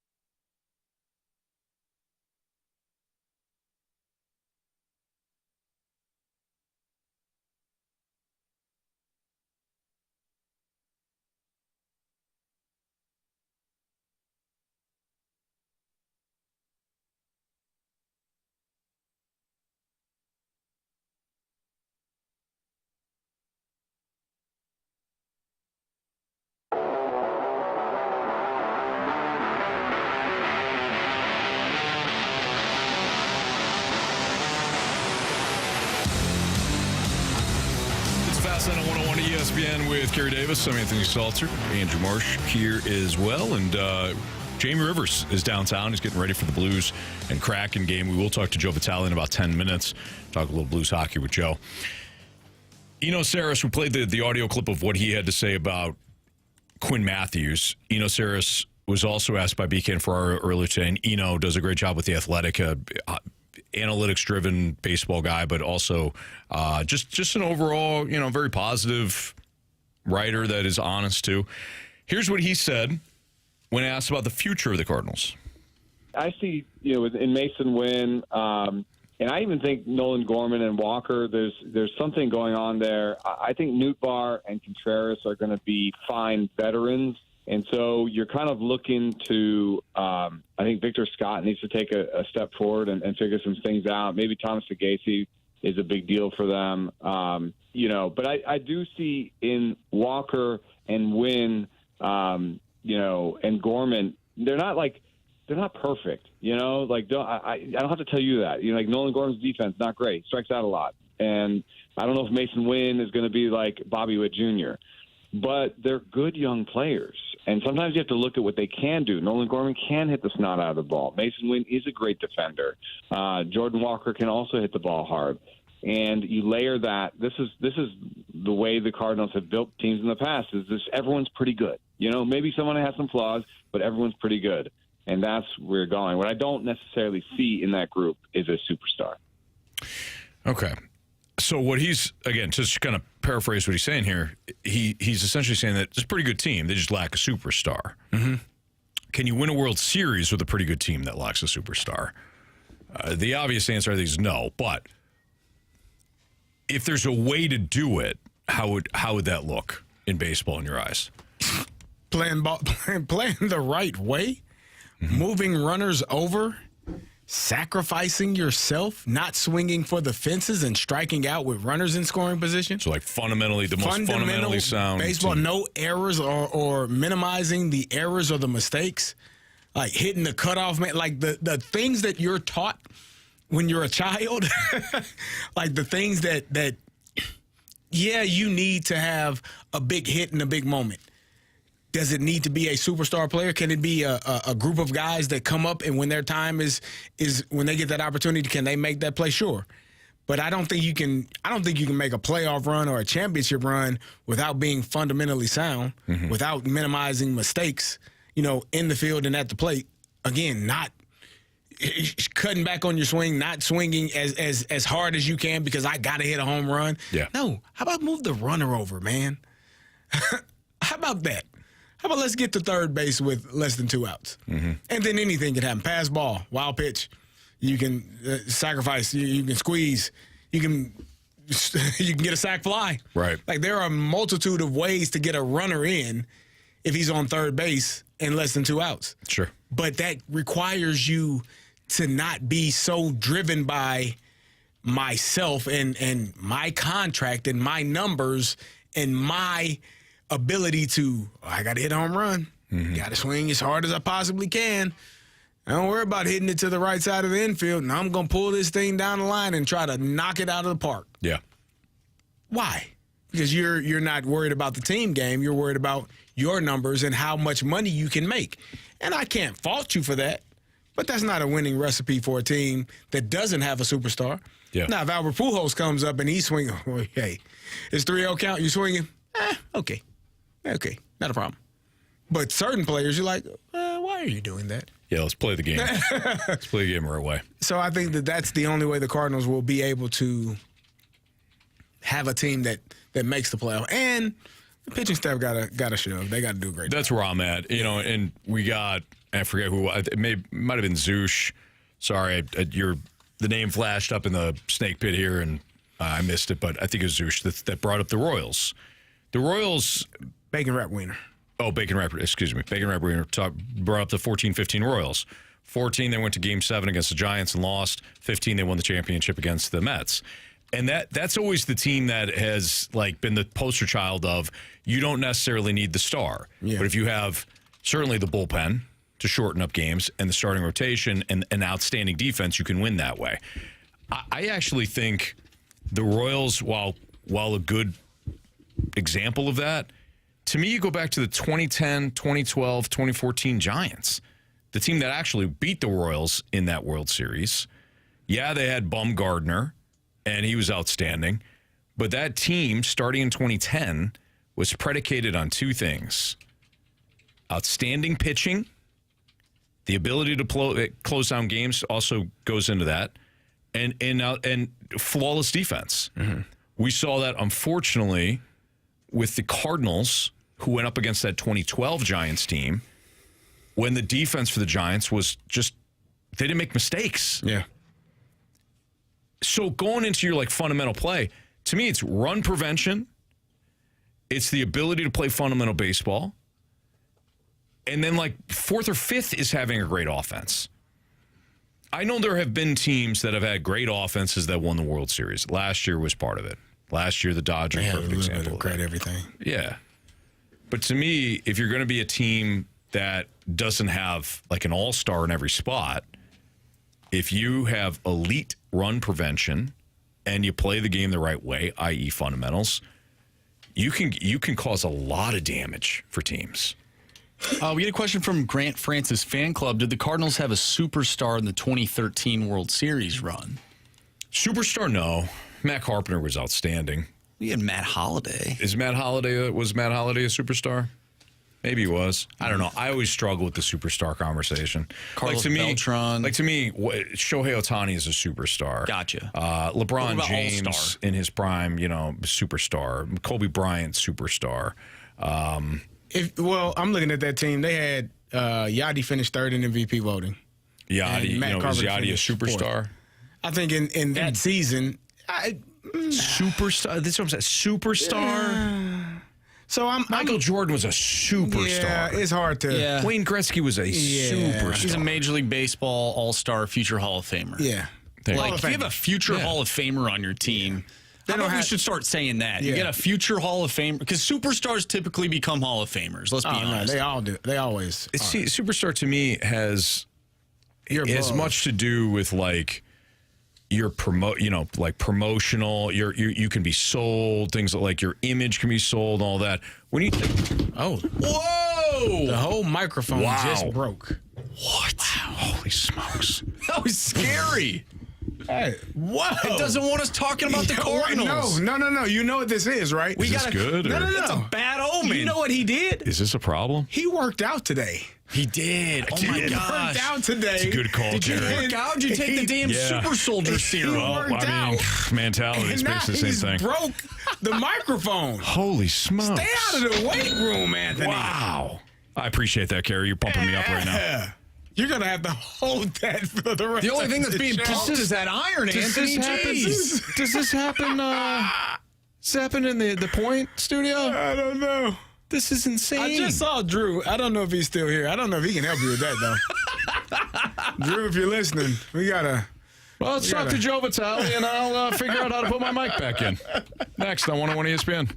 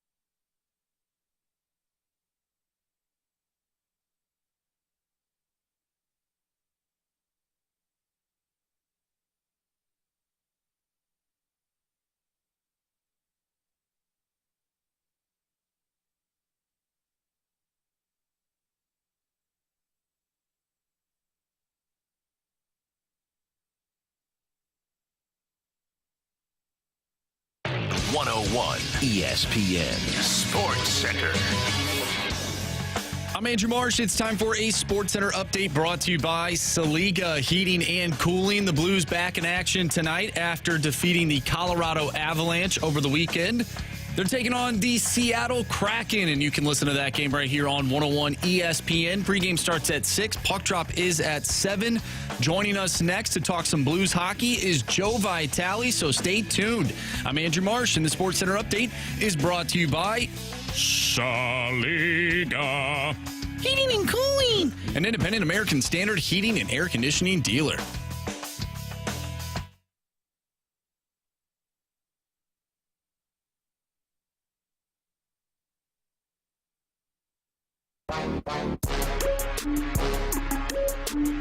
It's a Fast Lane on 101 ESPN with Carey Davis. I'm Anthony Stalter. Let's head to the Callier and Thompson phone line. We're joined by our guy, Joe Vitale. Joe, you're doing TV tonight, right? TV. Heard of it? All right. Good stuff. Do you enjoy doing the TV work? I know you liked the radio. I like them both. It's different, right? It's way different. It's different. I still love calling a game. I love having my inner voice come out as the game's going on. It's what I've been doing, obviously for 6 years straight with Curbs. And this is different because, you're watching a game, but then you're picking apart 2 or 3 things that really stand out, and then you're really highlighting them and breaking them down. So very different. I like them both. I love the mix. It keeps me on my toes. Tonight, actually, I'm going to be jumping around a little bit. I'm going to be going from TV. I'm actually going to help on the radio broadcast tonight because Chris Kerber is obviously, as you guys know, his father passed. The funeral was today. We were there this morning. So he's off the call here tonight. So looking to help out our buddy Joe up there and Big Cam. Joe, how was Pee Wee Quebec? I know you're up in Quebec, Canada. How did everything go? It was cold, boy. It was cold. It was like blizzard. I've never seen snow coming sideways quite like that. It was a fantastic trip. It's that big Pee Wee International tournament. I went to it in '99 with Peter Stastny, who was my coach. Paul, of course, was my teammate. So just wonderful memories. The kids grow up. They go up there for 13 days. You stay with the billet family. The kids stay with a random, but obviously it's organized, and they're fit to take on 2 teammates. But my son went with a kid on his team, and they stayed with Liette and a guy named Rich. They had 2 boys, and they kind of just immerse themselves in the culture. They eat what they eat. They learn to speak a little French. The billet families are in charge of getting them to and from games, and it's really great because then the parents kind of are at the hotel, and they can hang out and enjoy themselves. But from a personal standpoint, I just loved watching my son. I love watching the team. They had some success. They had some pitfalls, and like any good trip, that's what you want. You want to see some ups. You want to see some downs. You want to see them grow. You want to see them laugh. And that trip had just about all of that. So I was really grateful to be a part of it. And, of course, Jamal Mayers is their head coach. Matt Lassoff is the assistant. They both just do such a wonderful job, and I pitch in when I can. But overall, just a wonderful hockey memory that I will treasure forever. Thanks for asking. Now, Joey, we often debate here about superstars. We talk about, do the Blues need a superstar? Do the Cardinals have or need a superstar? But you played with a guy that is, I think, definitively a superstar in Sidney Crosby. You saw the Four Nations tournament. What did you think of his play, and how is he still going at this level at this age? Carey, I spoke to Sid last year. We did this kind of cool Zoom thing at the time it was for Bally Sports last year as the Blues were playing the Penguins. And I bothered my old teammate for a little time, and he did on an off day, and we aired it during the game. But, one of the questions I asked him, because as a fan, and, because I don't quite understand it either, I asked him, I just said, hey, Sid, you've won 3 cups. You've won an Olympic gold. You got a World Junior. Now put a Four Nations on his resume. He's got the hearts. He's got the Conn Smythe. I mean, here's a player that did everything this sport has to offer. And at the time last year, Carey, when I was talking to him, he was like 5th or 6th in the league in points. And he was he's 37, 38 years old. And I asked him, I just said, dude, what keeps you going? What keeps you getting out of bed every day and putting your best foot forward as your top 5 in points at age 37? You've done everything. Most people, once they get it, they're full and they move on or they fall off. And, his answer, as simple as it was very direct and it was very real. And he looked at me, he paused for a moment. He said, Joe, at the end of the day, I just want to win. I just want to win. I mean, that, again, is about as simple as it gets. And all the greats, Carey, you play with some greats. They have that instinctual nature. At the end of the day, it's just about winning. There was a great story.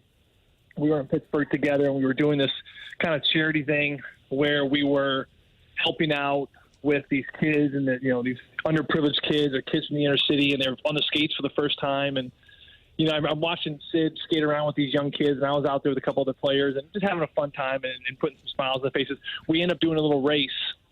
And Sid's kind of racing these kids, and he's letting them kind of get ahead, and he's getting ahead, and he's letting them pull ahead. And I swear to you guys, at the very end, Sidney Crosby finishes the line a step ahead of the next kid.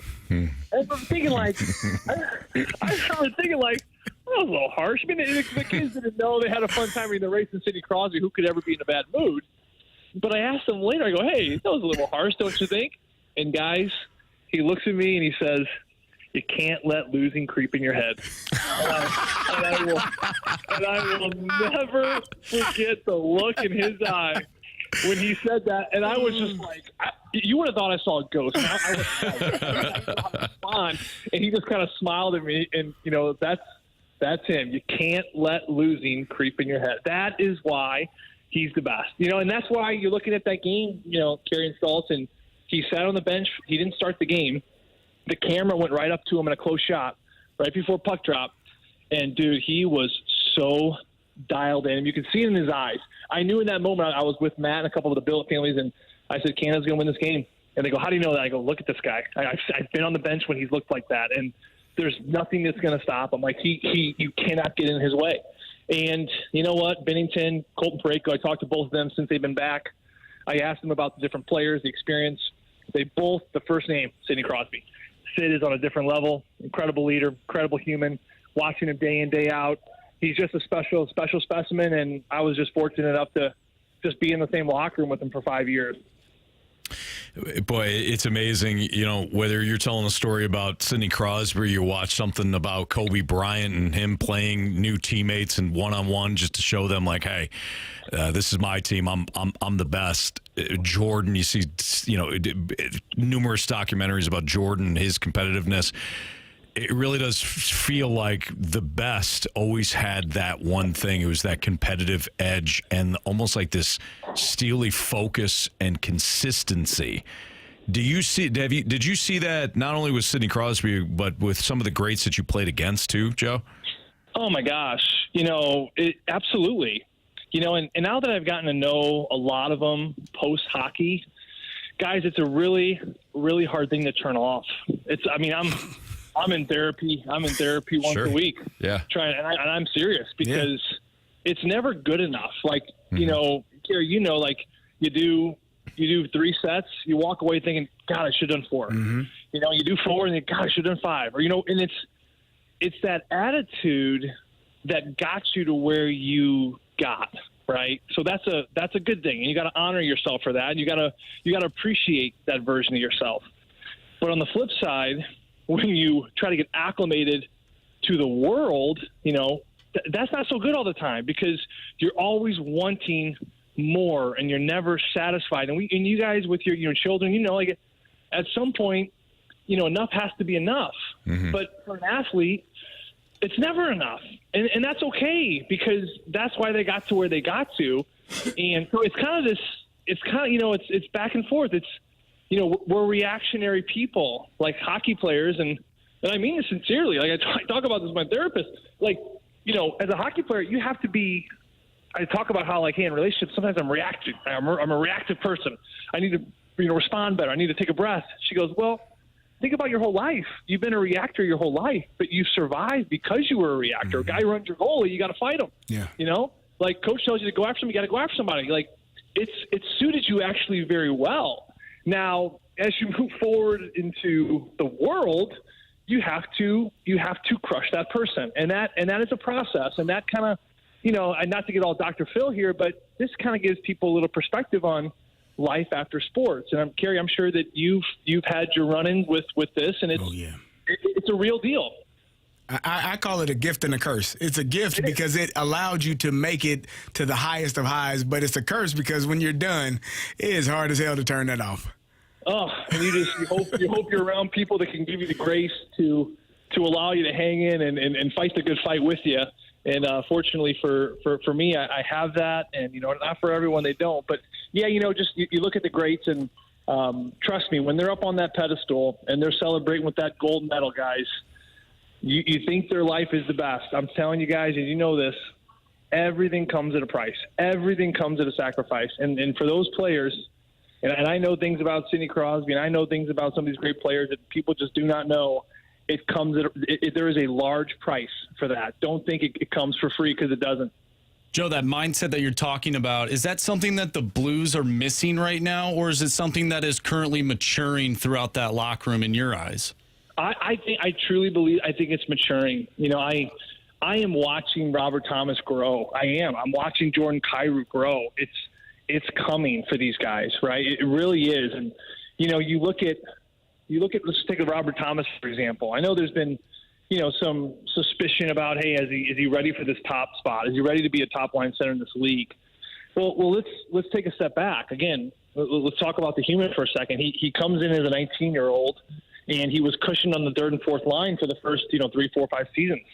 And then all of a sudden, within a couple of years, we get rid of all our big-time leaders up top. Ryan O'Reilly, David Pront, Tyler Bozak, Pat Maroon, right? You just Alexander Steen retired, Jaden Schwartz is gone. It really does feel like overnight he was put in this, it was kind of like a sink or swim. Here, go in the deep end and figure it out. Well, when you do that, you got to be patient with him. You have to be patient because with all that going on in his world, there are minor steps. I'm telling you, minor steps are happening.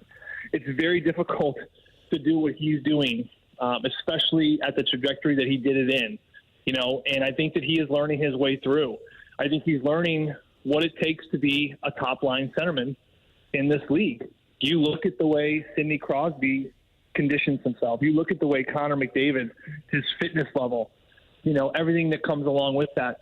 This game, it's not easy anymore. In my era, you can get away, guys, with having a six-pack of Busch Light in the steamer, and that was your recovery at the end of a long game. and it suited you okay, and it was okay. You can get away with having a couple, tequila shots on, Cinco de Mayo and during a playoff run, and maybe 2 days later. I mean, now everybody, all the players you're around, playing with or against, they're at the very top of their game. The hydration, the nutrition, the exercise, the rest. If you aren't getting that edge, if you're not finding that edge, it takes some time. And I think that the young players here are learning what it takes not only to survive in this league, but to play top-line minutes and go up against the best players in the world, and not only try to shut down the best players in the world, like we saw the other day with Nathan McKinnon and Mark Scheifele over the weekend, but you also have to produce. I mean, this is a very, very tall task, and I do see development. I do see progression with these young players, and they are taking big steps. Joey, love having you on the show, man. Great insights, great perspective, and just appreciate you coming on, and have a great call tonight, and we'll check back next week. Sounds good, boys. You guys have a great show as well, and we'll be talking next week. All right, sounds good, Joe. Thank you. It's Joe Vitale here in the Fast Lane on 101 ESPN. When we return, what we learned, 3 stars of the day, maybe some criticisms and compliments. It's all next in the Fast Lane on 101 ESPN.